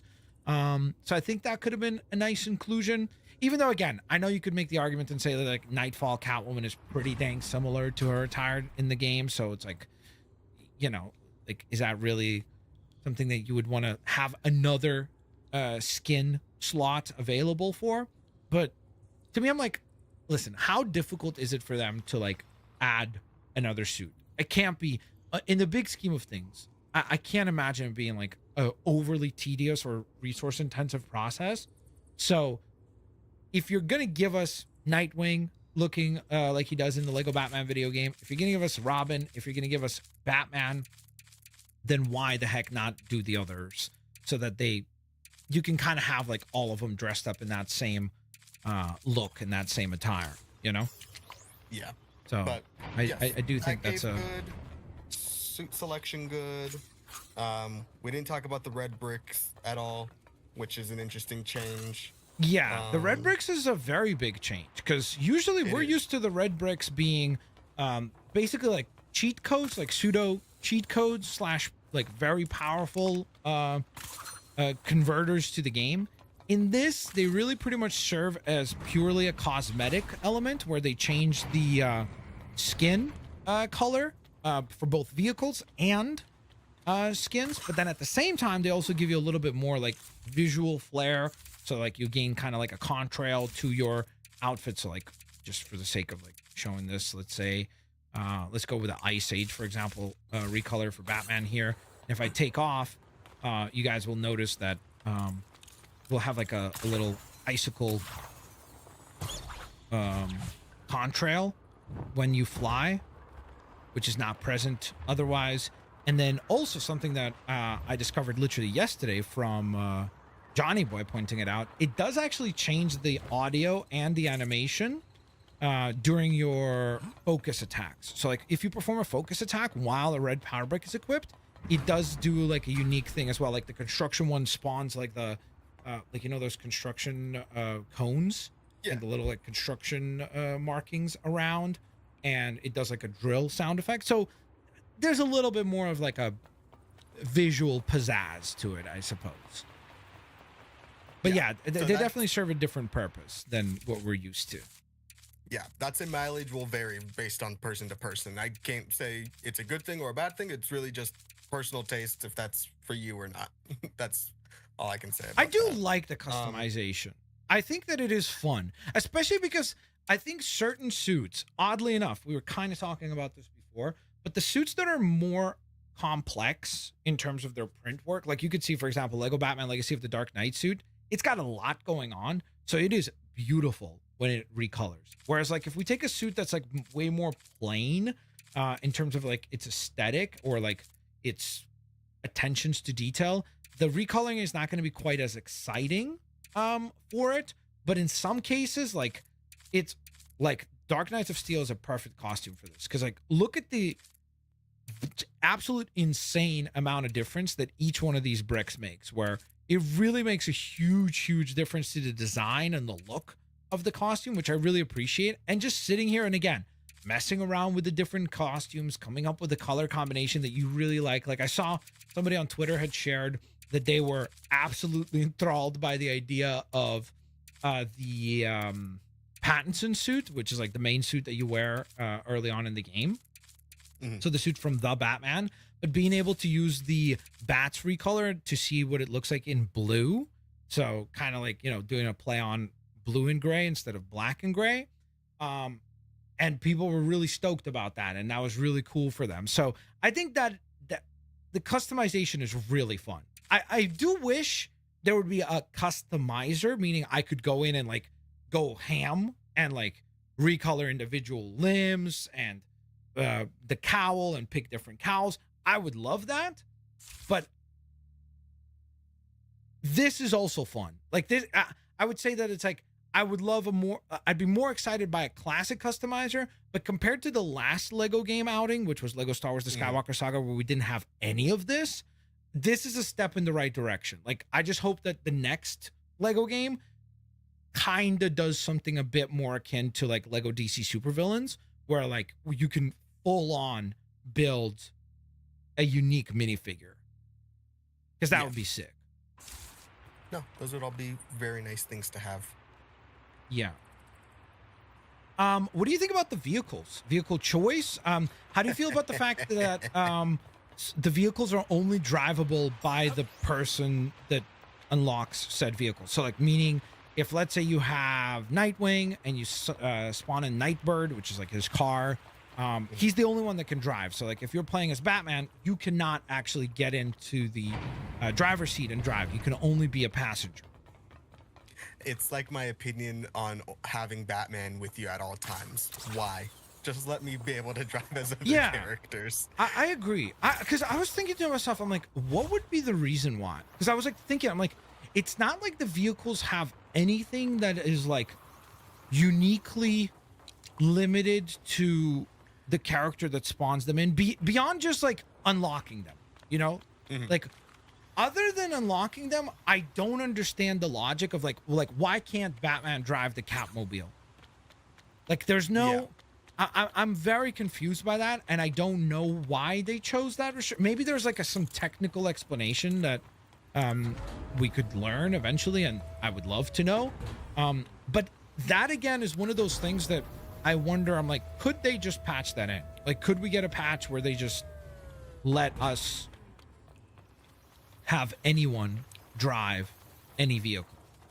I think the explanation is because they do it sort of like loadouts, like each character picks their vehicle, but I don't know why that would be such a difficult thing to reverse, of being like anyone can pick any vehicle at any time.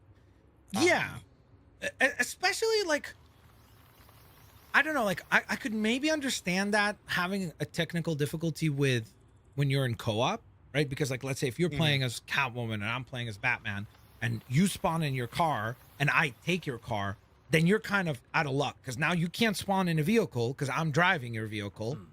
So I could kind of maybe rationalize, you know, in co-op mode, why that might be an issue. But I feel like in single player mode, there should be no reason why I can't like spawn in a Batmobile and then have Nightwing drive it. Like that just seems odd as far as like creating that restriction. Now again, maybe there's a actual explanation, you know, maybe there's something in Unreal Engine or about how they coded the game that like doesn't allow that to happen or something like that.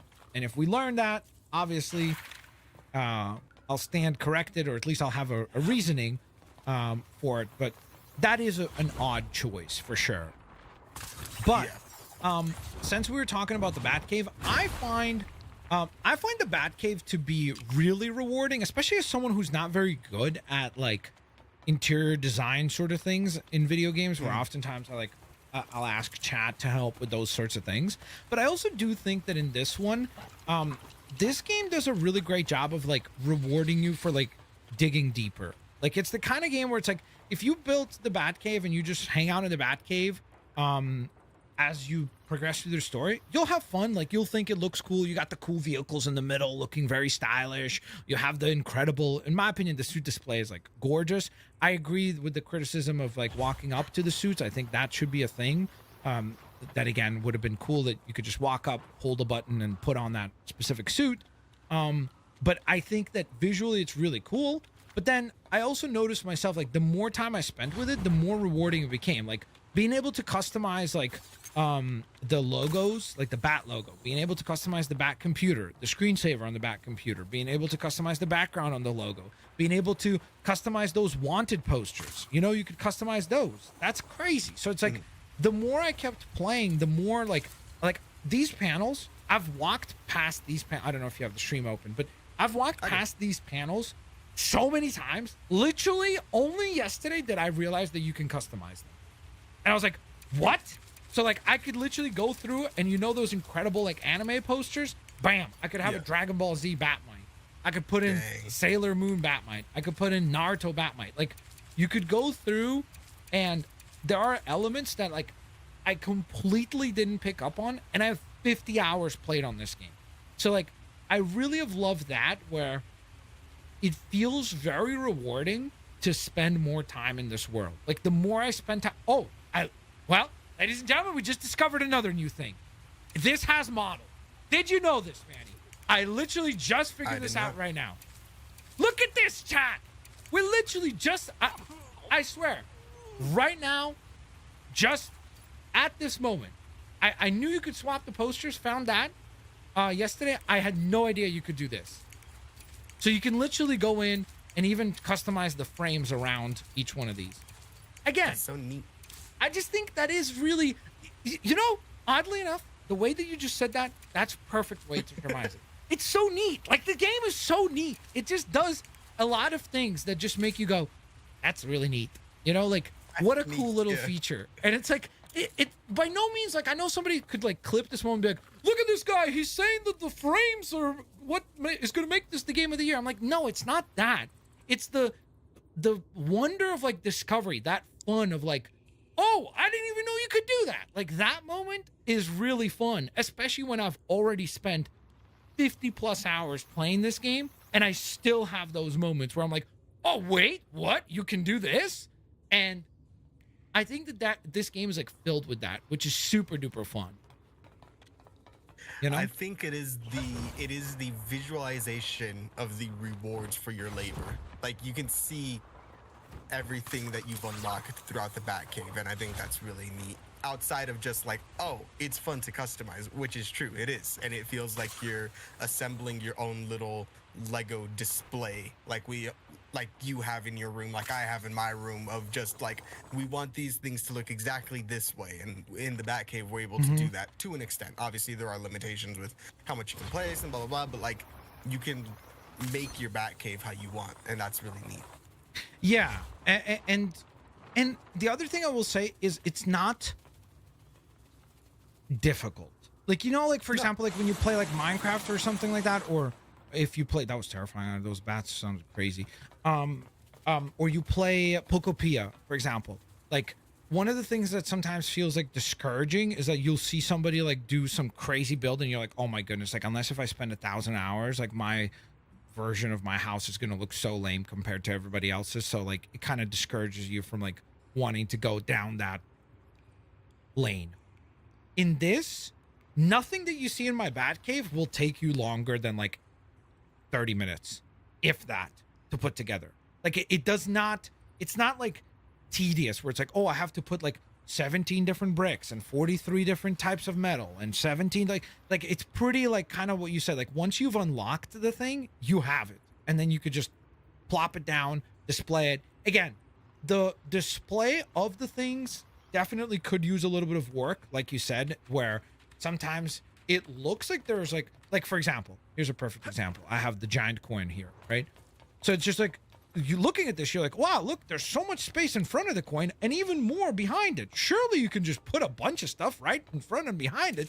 And it's like, no, not really, because like the hitbox on it is very finicky, where if you try to put like something a little too close, it'll like hitbox and like not allow you to fit. So that can be frustrating to deal with for sure. But I still love the idea. I love the concept. I love the fact that I could like ultimately make my Batcave look unique compared to your Batcave, compared to everybody else's who's watching Batcave, and that's really fun. So I think they definitely cooked on that front. I think this is a really good feature, and I'm curious to see how they will implement it in future games if they do.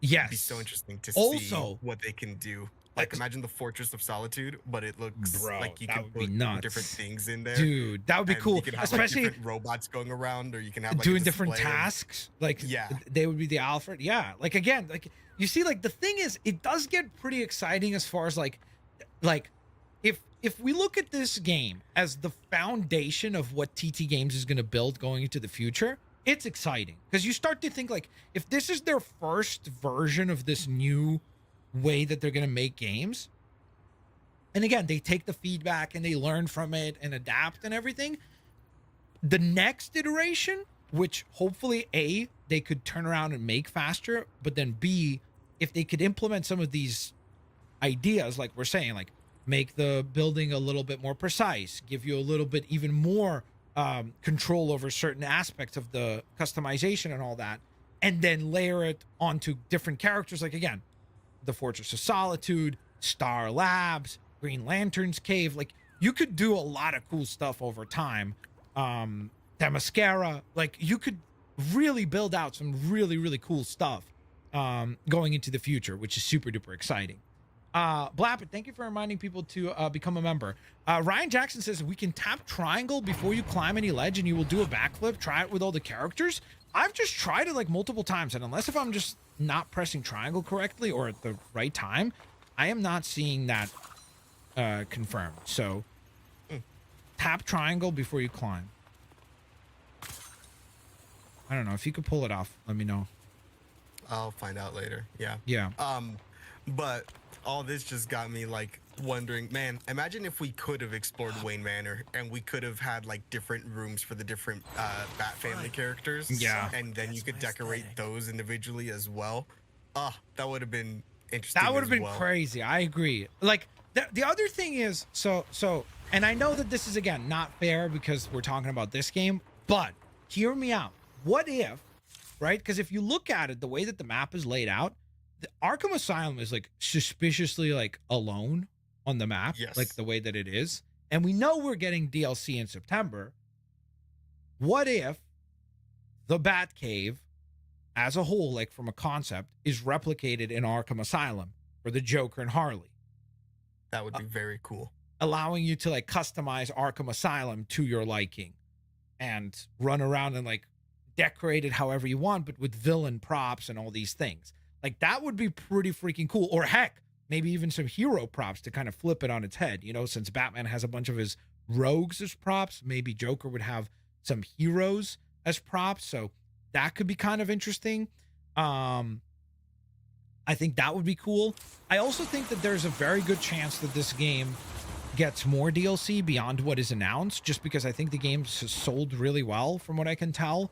And if it continues on that trajectory, I don't see why they don't attempt to do something else. And if they do, that something else could be exactly what you just said. It could be like a couple more story missions or levels or like a side quest or something like that. And then on top of that, hey, now you can access Wayne Manor and you can customize Wayne Manor. That would be interesting. That would be really cool. Like if each big expansion of DLC for this game came along with a new, essentially Batcave. So like we get the Batcave this time. September brings us the villains, Arkham Asylum, and then the next one maybe it could be Wayne Manor. That would be really neat. You know, like imagine we get like Jason Todd and Wayne Manor, and let's say 3 or 4 more levels. Like that would be unbelievable. Yeah. has me very excited to see what, if anything, they do more with this game outside of the Joker DLC. Then also, yeah, just excited to see where TT goes from this. And that's ultimately, like, not saying that like we're ending now, but that's what I want to like re-emphasize, is that this is a great game that has a lot of great foundations for the future of TT, and any of the quibbles that we've had throughout this game or like this discussion are purely like nitpicks essentially, Yeah. of like, here are things that we would love to see them improve on, not necessarily this thing is bad. There are a couple things where it's like, this doesn't feel great, but like, Yeah. this is coming from And a place like you of, said, we really also, love this game. and like you said, also the PC version sounds like it you ran into a few more like Yeah, there was technical more technical problems. issues Yeah. there for So me personally. yeah, and But- that's fair again, because that's your experience with it. So like I feel like that's fair to point out. It's like what people had experienced with Arkham Knight on PC versus console. It was like, this is obviously nowhere near that bad. No, like, it's not nowhere near as bad. yeah, but it's still like some worth to mention that if you can, maybe it's best to play this on console until maybe some of those hiccups could get fixed on PC. Yeah. But keep in mind, the PC version of this game, I think ultimately will be the best because of mods. Because I think once the mod community keeps adding new suits and more things, I think that over the course of time, the PC version will probably end up being the best version of this. So, Yeah. Ryan, I did figure it out, man. You have to button mash triangle, not tap it. Got it. If you button mash, then the character does like a front flip, which is pretty cool. So Got it. that is pretty cool. Thanks for sharing that, Ryan. I appreciate that. That's really neat. But yeah, other than that, again, I think it's a brilliant game. I think it's definitely worthwhile checking out. I think it's worth getting. Obviously, to each their own. Value is one of those things that I always say is like impossible to determine. But in my opinion, from beginning to end, from the story to the post game, again, it's not flawless. There are times where I'm like, oh, I wish this was different, and I wish this was different, and I wish this was different. But those are all things that it's like they served us a good main meal, and it's just that, man, if they nailed the dessert, this would have been a perfect meal, you know? So it's like, that's really where the critique is coming from, is more, if those other few things were like perfect, I think that you could make the case that this is not just the best Lego game ever. You could probably, honestly, in all seriousness, talk about this game as the best Batman game ever made. If those little things were like also tweaked, because I think for some people that is going to be kind of like a big hurdle to get over. Anything else you have to add? PT Games fixed the grapple hook. That is, dude. So that's, you know what? I'm glad you brought that up. The grappling in this game is not great. It's, when it works, it's good. Like it works, and when it works how it's supposed to, I would say that the grappling is one of those things. It's like oxygen in the sense that like it's there, and when it's working, you shouldn't even notice it. It should just be like, oh, this is just how I'm moving around, you know? But boy, when it does not work, especially if you're trying to get the gold medal in one of those time trials, brother, if that grapple hook locks in on the one ledge below the one that you were hoping that it would lock in on, and that costs you the timer, it is unbelievably traumatizing. It is so annoying. So I agree with that. I wonder if we talked about this, I think off stream or maybe during your Twitch stream, I don't remember, but it is annoying, or like I wonder if it's annoying because of the fact that they allow you to grapple to things that are below where you are. Because like in the Arkham games, they always forced you that you could only grapple to things that were relative to you higher than where you are. So they would use your character as kind of like a horizontal divider of the map, where everything below your character you couldn't grapple to, everything above your character you could. In this game, they allow you to grapple to things that are below you as well. But I feel like that's what causes that weird like magnetizing, where it kind of like it can't figure out relative to your character where you are, and so it's struggling to like find an anchor point to grapple off of, if that makes sense. yes, but it's also so frustrating when you're like, I'm looking up. Yes. Just grapple Yeah. to that point. I am agree. looking at. Please, I am looking right at it. Just grapple Yeah. to it. Yeah, that's where. But I wonder if it's because it's like struggling to like where the game is like calibrating to like find the anchor point. Yeah. Did you know you could do this, by the way? Hold on, I'm watching stream. Let's see. Where are you going? You're fast traveling? I love the Batman going crazy. Oh, I didn't know you could do that. Yeah, if you just hold left or right and speed That's boost funny. really hard, you can like crash into the side before you go swooping. That's another thing that it does feel like a bit of and again, this is the most minute detail, but I do wish that I could like just drive into the Batcave and drive out of the Batcave instead of I agree. quick teleport. I know you could say like who cares, but it's like you could do it in Lego Batman 2. A lot of people care about this feature. Like I just think it's like, again, it's not in any way like breaking the game or like I'm like, oh my goodness, it's a 3 out of 10 because it's like, but I do wish that you could do it. I think that would be a fun thing to be able to like go in and out of the Batcave in the vehicle of my choosing, you know? Yeah, no, I completely agree. I would like that feature. But yeah, all that to say, the game's really good. The game's really great. It's really funny. It's well paced. It It's is got really a lot funny, of yeah. great combat, great suits. It's a great world to explore. A lot of good references. There's a lot of good hidden ones around as well, like Yeah. little voice lines referencing "It's Always Sunny in Philadelphia" or Oh, a yeah, random anywhere I started interview that Jim blasting. Carrey gives. Yeah, or like a random interview that Jim Carrey gave Oh, about yeah, how Tommy Lee yeah. Jones like Yeah. treated him. So there's a lot of things that are in there that's like, if you're a big fan, you'll notice them. But even if you're not, they make There's fun something moments for out of everybody. them. Because like Yeah. even Edith, who like messaged me and she said, "Oh, I'm worried that like I'm not gonna appreciate the game because I don't have like such ball knowledge like you guys do, where like I would pick up on all those things." But then she was picking up on references to Disney stuff. So I'm like, there's gonna be something, as long as there's something in your life that you care about, like in pop culture that has been relevant in the last 45 years. There will be something in this game that you'll be like, "Oh, I get that." Like you'll pick up on it. And I think that that's really, really cool. So Yeah. So it's a great game. TT knocked it out of the park. I'm very excited to see what they do after this. I hope that they will take the comments of people and treat them with good faith, that people just really love the game and want to see it be even better than it already is, which is, yeah, you know, an accomplishment if possible, because it's a good game. It's definitely Yeah. the best Lego game since Lego Marvel 1. dang. Yeah. I mean, I think, I listen, think this- I do think that this game is in the discussion for the best Lego game. I just don't Yeah. want to declare it that because I'm a big believer in like, we got to kind of like sit on it for a little bit and kind of see like how does this game marinate like in a year from now, where if we go back to it, like how does the story feel? Is it still fun? How's the gameplay? Like all these things, you know?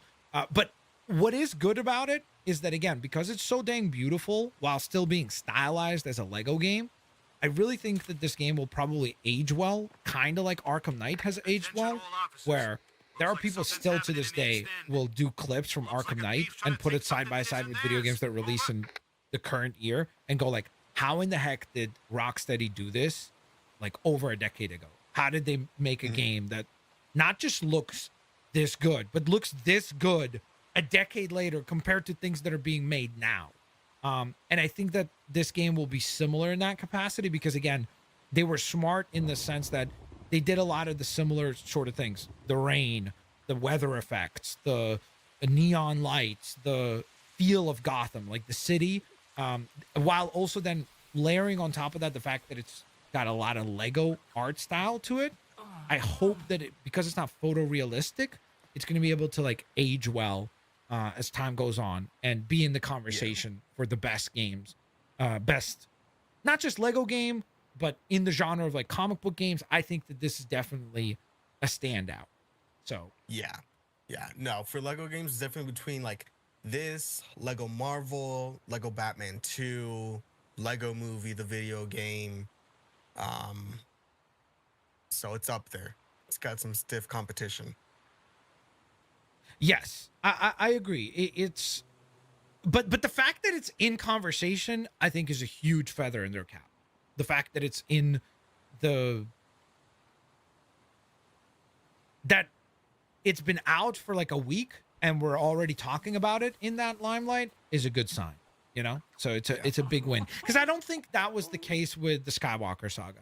I did not feel like when Skywalker saga released that people were so heavy with like putting a lot of flowers and compliments in the game. Because I'm seeing a lot of people playing this game and enjoying this game and loving this game who typically don't even play Lego games. And so it's like, it's broken that, like, it's broken containment, you know? It's like, I think that that's really, really cool as well, that it has that going for it. That being said, guys, if you have anything that you guys have as questions or anything that you guys would like to bring up for the discussion, please do so now or forever hold your peace. Trini Murray is asking you, how's it going? Going well, Trini. Going well. Best and worst parts of the story and customization. We kind of talked about that already, Beef, earlier in the stream. And the customization, like I said, I think is, especially the Batcave customization is awesome. So I really like the customization in the Batcave. And the character customization is, I would say, it's not as good as Lego DC Supervillains, because I still think that's the best customizer they've ever made in any Lego game. But it is, the fact that it exists in this game via the red power bricks is a step in the right direction. Yep. Can you tell me when Batmite is getting added as a playable character? I don't know if that's happening, but if it does, that'd be cool. I laughed out loud so many. Me too. Like, I genuinely was like, multiple times had the game had me laughing, like for real. So I was like, this is fun writing. Do you think that the game is too short? What do you think, Manny?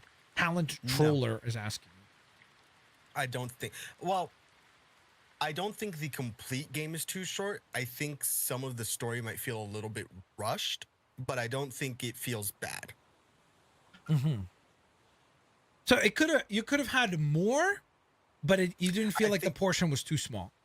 Correct, exactly. I think like the back little sections could have had a little bit more, but it didn't feel like, oh, it was too short of a time. Like I didn't get enough out of it, which again, you know, value subjective, but I personally didn't feel like it was too short. It felt like a good length to play through. I also think another thing that is important to point out, I think that there's an element of, again, circling back the conversation to when we said, like, some of your enjoyment and pace of the levels is going to come down to you as well.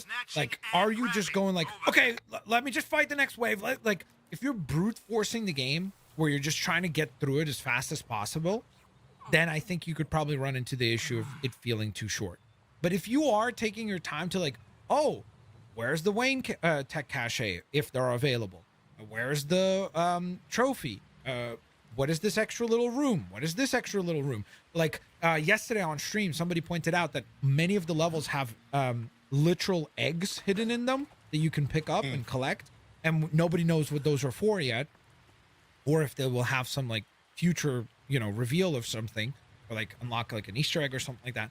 But it's like those kinds of things. I'm like, I think you have to like make the effort yourself as the player to kind of like immerse yourself in this world. Because if you're gonna just brute force, like beeline the story and like not bother watching the cutscenes or like interacting with the world and what it has to offer, like if let's say during the tutorial mission, you never stop to pet the yak, interact with the goat, find that extra room with the marshmallows and melting the purple stud, build a snowman, do the different gliding path when you're up in the air in the explosive device with Talia, instead of flying directly, fly to the left.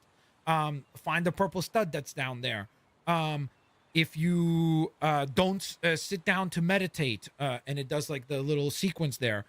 If you don't line up the fireworks to fire the other way to get the extra purple stud, it's like there's a lot more that the level offers to you to do if you're like paying attention and if you're like seeking it out. Like when you're doing the tutorial mission and you're fighting all the bad guys, like you can go in guns blazing and fight them all that way. You can do the entire thing stealth and never get spotted. You could do it that way. You could do when you're doing the stealth mission, you could batarang to like get their attention, to like move them around, or there's gongs on the map. If you hit the gong, they will respond to the gong as well as if it was a batarang.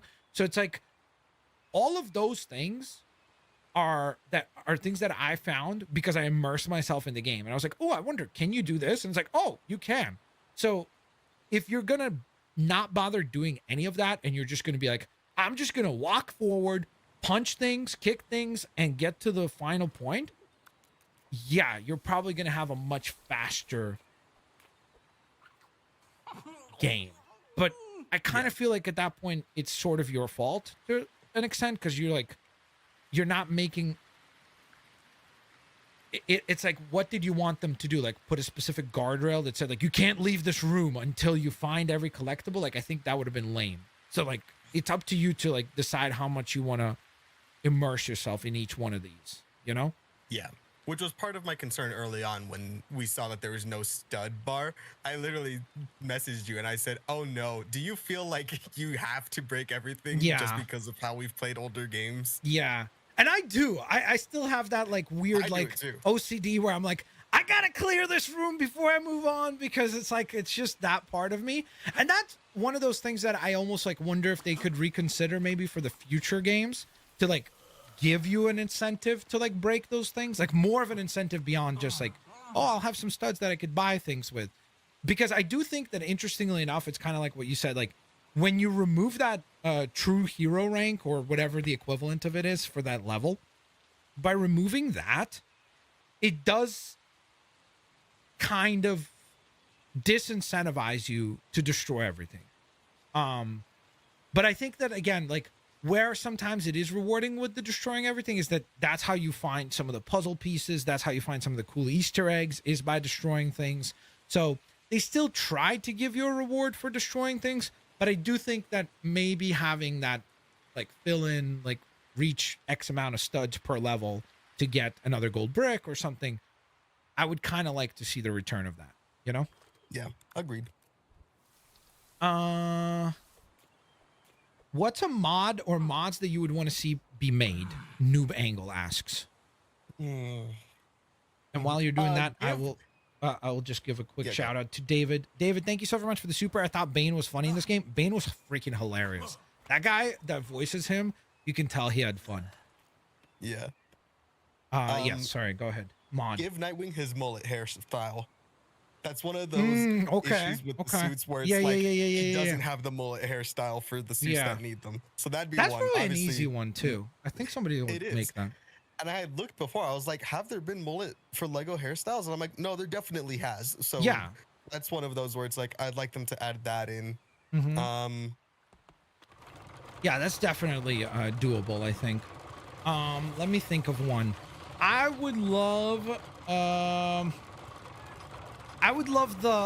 Batman 2004 suit, because I feel like that's the main like Batman suit as far as like the animated world is concerned that's missing. So I would love to see a mod for that, which I'm sure will be coming soon, because again, I know that there's a lot of people that want to see that one too. Anything else for you? Could be vehicle, maybe even. Yeah, I guess like the Batman 2004 vehicle is what. Basically, if it's anything to do with the Batman 2000, put it in. Just mod it in. That's true. That seems to be the consensus from everyone. The Joker from that show is such a cool design. I would love to see that. I would love to see that. He reminds me of like an early version of Absolute Joker, is what he sort of reminds me of. I would rather if Absolute Joker looked more like that than his like demon form thing that he turns into. But yeah, that would be cool. I guess more like I'd be curious to see if people can put in their own Lego like decorations for the Batcave. Ooh, that's interesting. Dude, I wonder if they could do that. They probably can, right? Because you'd probably be able to go into Bricklink like software build something, export it as as whatever that it's a specific file type. I forget what it's called for the Lego set. Export it as that, and then probably import it and like display it as a model in the Batcave. Yeah, they just have to see. They'd have to use another model like relative to be like how big is one stud in this game, and then just build off of that. But that would be interesting to see what people could do with making their own decorations. No, I agree. That'd be cool. I also wonder if anyone will go through the trouble of like modding the villains so that they appear as like other versions, so that like you could have like Mr. Freeze look like he does in Arkham. And so then when you're fighting him, it instead of being like because most of the cutscenes in this game are in-game cutscenes. So if you change the model, it should just change in-game, as long as there's not like weird parts hanging off or anything like that off the character. So we could actually see some crazy mods where somebody goes in and like mods, like you said, make everything the Batman 2004. So you're fighting the Penguin from that show, you're fighting Freeze from that show, Race, like you could do pretty much everything, which would be really interesting. So I think the possibilities are really exciting, and that's probably why everyone was excited about this game. Eventually you probably do want to buy this game on PC. Like even if you have it on console, you probably want to get a second copy on PC at some point. Jared Leto Joker mod, of course Tinyland said that. Brother, I love how they made fun of him. Remember? That was so great. That was so the good. traumatizing when she brings it up. We're gonna show this to your friends. No, don't do it. How many times have you gone back to replay that level? I have replayed it twice. Did you do the different choices? The audio choices? Yeah, that's what I was about to say. They're cool. And that's another thing that's like, again, that does add replay value, where it's like there's a reason like to go in and play it again and be like, oh, let me do a different voice line instead of like dark, do the funny or the naughty or whatever, like all those different iterations of the voice lines and combinations. So yeah. Wow, this really is just a remake of the opening of Asylum? Exactly, Wilpider. You're about to experience absolute cinema, dude. Breadbear says, I'm still not a fan of the small roster. Do you think the Joker and Harley will be playable in the open world? And do you think that there will be more characters later? I think that the smaller roster is what it is in terms of like, again, I think it's what we talked about in the very opening of the discussion here, that if you want this to be a classic Lego game, you'll be disappointed because you want 100+ characters. And so like by default, this game just can't do that. They do their best to get you to that same feel by giving you a lot of suits to unlock. You have 100+ suits if you get the DLCs as well. So you feel like you get a nice variety of costumes, like a nice variety of looks, but not the equivalent of characters, I suppose. As far as playability, I believe they have confirmed that Harley and Joker will be playable in Gotham, right? Because they've said cause mayhem across Gotham. So we will see what that means. I think there's a chance that the upcoming game shows that are happening in the next 10 days for Summer Games Fest, Xbox Showcase, and the State of Play, I think there's a chance that we see a new trailer or Mayhem Collection, so we learn more about that. And then as far as your final point, will there be more playable characters? I suspect yes, because I think the game has sold well already. And if it continues on that trajectory, I don't see why they don't release the Mayhem Collection in September and then take a few more months and release another pack with, let's say, my personal character that I would love to see next become playable would be Jason Todd's Red Hood. But that's my 2 cents. What do you think, Manny? If you had to pick, let's make it fun, 2 characters. You've been tasked with Harley and Joker have been added into the game, and they said, okay, guys, you all supported it enough, you all bought enough of the copies of the game that we decided we're going to do another DLC that is going to consist of 2 playable characters. They can be any combination of characters that you want, meaning another villain and another hero, 2 heroes, 2 more villains. Up to you. Go. Let's do Mr. Freeze. I think he'd Ooh. be really cool with being Okay. able to freeze things like Iceman in the Lego Marvel or any of the freezing suits in there.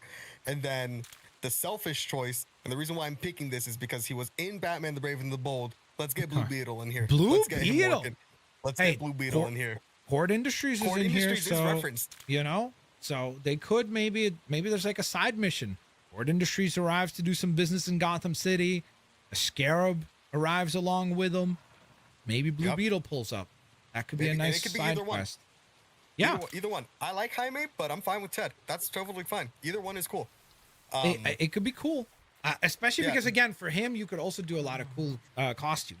And again, you could do classic costume. You could do the Jaime costume, like either way, and give him a few. The only thing is, I don't know how many suits he has because I can think of 5 distinct costumes. I guess Injustice also, so 6 distinct costumes. I mean, hey, for he's him. got Talia right there. There you go. That's true. That's true. Yeah, that's fair. But like, yeah. But the other one, Mr. Freeze, would be bananas. I would 100% agree. That would be really fun. While we're on the topic of characters, I do wonder if they could do a hybrid, as in have the 7 playable characters with the distinct like abilities, and then do like the classes like they did for Skywalker Saga that are a little bit more broad, but you could have some of those characters that are like, all right, this one is used specifically for this type of activity. That was one of those things that always confused me because they're like, oh, we want to like deepen the characters like abilities and stuff. I'm like, well, you did that kind of in Skywalker Saga. So like, if you want to do like 7 distinct, these characters all have skill trees, that's fine. But if you want to do another 43 that have more general like class types, that could be a way to do it. Yeah, no, you're actually right. Now that you mention it, it is kind of true that you could look at these 7 characters as almost like you could have probably done multiple playable characters with like Batman's abilities, multiple playable characters with Talia's abilities, multiple like for example, why can't Raish do all the abilities that Talia does? Yeah, you know, and it's like, and then you would get Raish with like 6 or 7 different costumes for him. And that would have given you like that extra like kind of depth to the profile of characters. So maybe that could be something that they could kind of think of for the next game, is establish again, whatever. Like let's say if it's not 7, even if it's just 5 different classes, right? Kind of like they did in Skywalker Saga. I remember we had like Scoundrel and Villain, and each one kind of the classes had like a set pool of abilities. So you could do the same thing here, but then classify more characters under that set of abilities, and then do one that's like the quote unquote like generic or like citizens, and just have like Alfred in that, Lucius, like characters that are not known for like, I guess they're like combat abilities or something like that, you know? Yeah. So that's something that they could maybe think of. Yes, I like that idea. I think that's a pretty interesting concept. Well, Peter just got to the Jared Leto reference. The Jared Leto moment. It's so good. Yeah, we're gonna show this to your friends. Please don't. No. It's like the one moment that he's embarrassed about. But yeah. So I think, guys, we're gonna wrap it up here. We put together like about a 2-hour discussion, which is even longer than I thought we would. But again, if you couldn't tell, we really like this game, and so. It's very easy to speak for a while and nerd out about things that you like for a while. But thank you guys so very much for tuning in. Anything else you wanted to add, Manny, before we wrap it up? Bingo submissions are probably going to end today. So that's true. If you are a member over on the Discord and you have not heard about this, we are doing a week-long bingo event for next week's game showcases that are going to be happening. So it'll start with the Sony State of Play, which is next Tuesday. It'll go on to Summer Games Fest, which will be Friday, and then the Xbox Showcase, which is Sunday. So there are more rules in the members Discord regarding that. But if you are a member and you haven't checked it out, please do that soon so I can get a head count of how many cards we will need. Those will be sent out later in this week, and be on the lookout for those streams as well. Someone really needs to learn Yes, how to block. that's coming up next week. You can see the instructions, I think, under the members content. I think you put it right members tab. content. Yeah. So if you go into members, if you go into the Discord, discord.gg, and then select members content as the channel, or is that what it's called? Yeah, the channel. As the channel, then you could go ahead and learn more about it. It should be a really fun thing to do, just as part of all the festivities of the upcoming game shows, because again, this is going to be an exciting 10 days for all of us gamers. So should be a lot of exciting reveals during these shows, so really looking forward to it. Oh yeah, I guess we have to give the obligatory rating. If you had to give this game a rating out of 10, 5, whatever, 8, 7, whatever, however your ratings, I'll give it a 9. I'll probably give it a 9. Classic. Give it a 9. I'll give it a 9. I think I would give it a 9 though, maybe a 9.5. Dang, I Just love because that. we did go through a lot of things that Yes. we had little quibbles with, so I can't say it's a 10 out of 10. A perfect Yeah, I game. agree. I Like, agree. Even if emotionally I feel like I loved this game, it's a 10 out of 10, blah blah blah. There Yeah. are things that do bring it down a little bit. So maybe Yeah. a 9, 9.5, somewhere in that range. Yeah. That but is it's exactly a great what I game would give it as well, is a 9.25, something like that. Like, I guess we would, again, deduct that 0.5, 0.75 for the fact that it is not flawless, you know what I mean? And like the little few technical hiccups that it like, especially if you're playing on PC, like all of those things, like you can't like completely ignore and say like, oh, it doesn't matter, because it's like if it was another game that like I didn't care about the franchise as much, I would not let it slide. So I have to be like, I guess, what is the word I'm looking for? Not authentic, like consistent about that. Consistent. Yeah. So to me, again, 9.5, I'm having an absolute blast with it. I think it's like, for the people who are like me and have been wanting to play a Batman game since Arkham Knight, that kind of like scratches that itch, this is it. Like this is the game that is going to satisfy Lego fans, Batman fans, Arkham fans. And then I think that this game, what's wonderful about it is, like we said before, it's also really nice for like the more casual people in your life who like maybe find gaming a little sometimes like complicated or difficult, or like a little bit intimidating. Like when you look at more complicated games in that release that are big, where it feels like there's like a big learning curve to like get into it. This doesn't have that, where you can literally dive in and pretty quickly figure out what to do, how to do it, and have fun. And then, of course, it does still have that depth for the people that do want to dig deeper and get the gadget unlocks and get the upgrades to your abilities and play on the harder difficulty and try to get the gold medals. It's like you can kind of control how complex the game is as the player, which is really fun. So all in all, 2 huge thumbs up. I think that this is like a must pick up. One of my favorite games of the year, probably will be my favorite game of the year. I'd be shocked if it isn't. But other than that, make sure to check out Manny's Twitch page, twitch.tv/InfiniteManny1. Anything else you want to shout out? The podcast or anything? Yeah, you can go listen to Nick and Manny's Infinite Podcast as well, where we talk about a lot of things, whether it be gaming, wrestling, movies, music, life. So you can go check that out if you've enjoyed today's discussion. But yeah, that's it for me. There you go, ladies and gentlemen. Thank you guys so very much for your kindness. Thank you guys so very much for the support. Obviously, extra special shout out to all of the lovely peeps that either became members, or sorry, today we only had people who became members. So thank you guys so very much for your support. Huge thank you to our super chatters as well. Thank you guys so very much for the generosity and kindness there. As far as this week's streaming schedule, guaranteed stream on Friday for Marvel Rivals, for the new update and everything, so be on the lookout for that. Beyond that, nothing like set in stone yet, but that is guaranteed going to be happening. And then Piter actually suggested something that's, I think, could be a really cool idea. I'm gonna have to figure out how we're gonna do it as far as like the format of it all. But if you're someone who's a member and you are playing this game, I would say get to customizing your bat caves, because we might be doing our very own version of Gotham's Got Talent, where we're going to have you guys showcase your bat caves, and then a panel of judges consisting most likely of Edith, Manny, and myself will be judging the bat caves, giving them scores, and then we'll come up with maybe some prize or something like that for the winner to get as the person who like scores the best points. So that could be something fun. So I would say definitely get to customizing your bat caves once you are done with the game or far enough through the game. So hopefully you guys will have fun with that.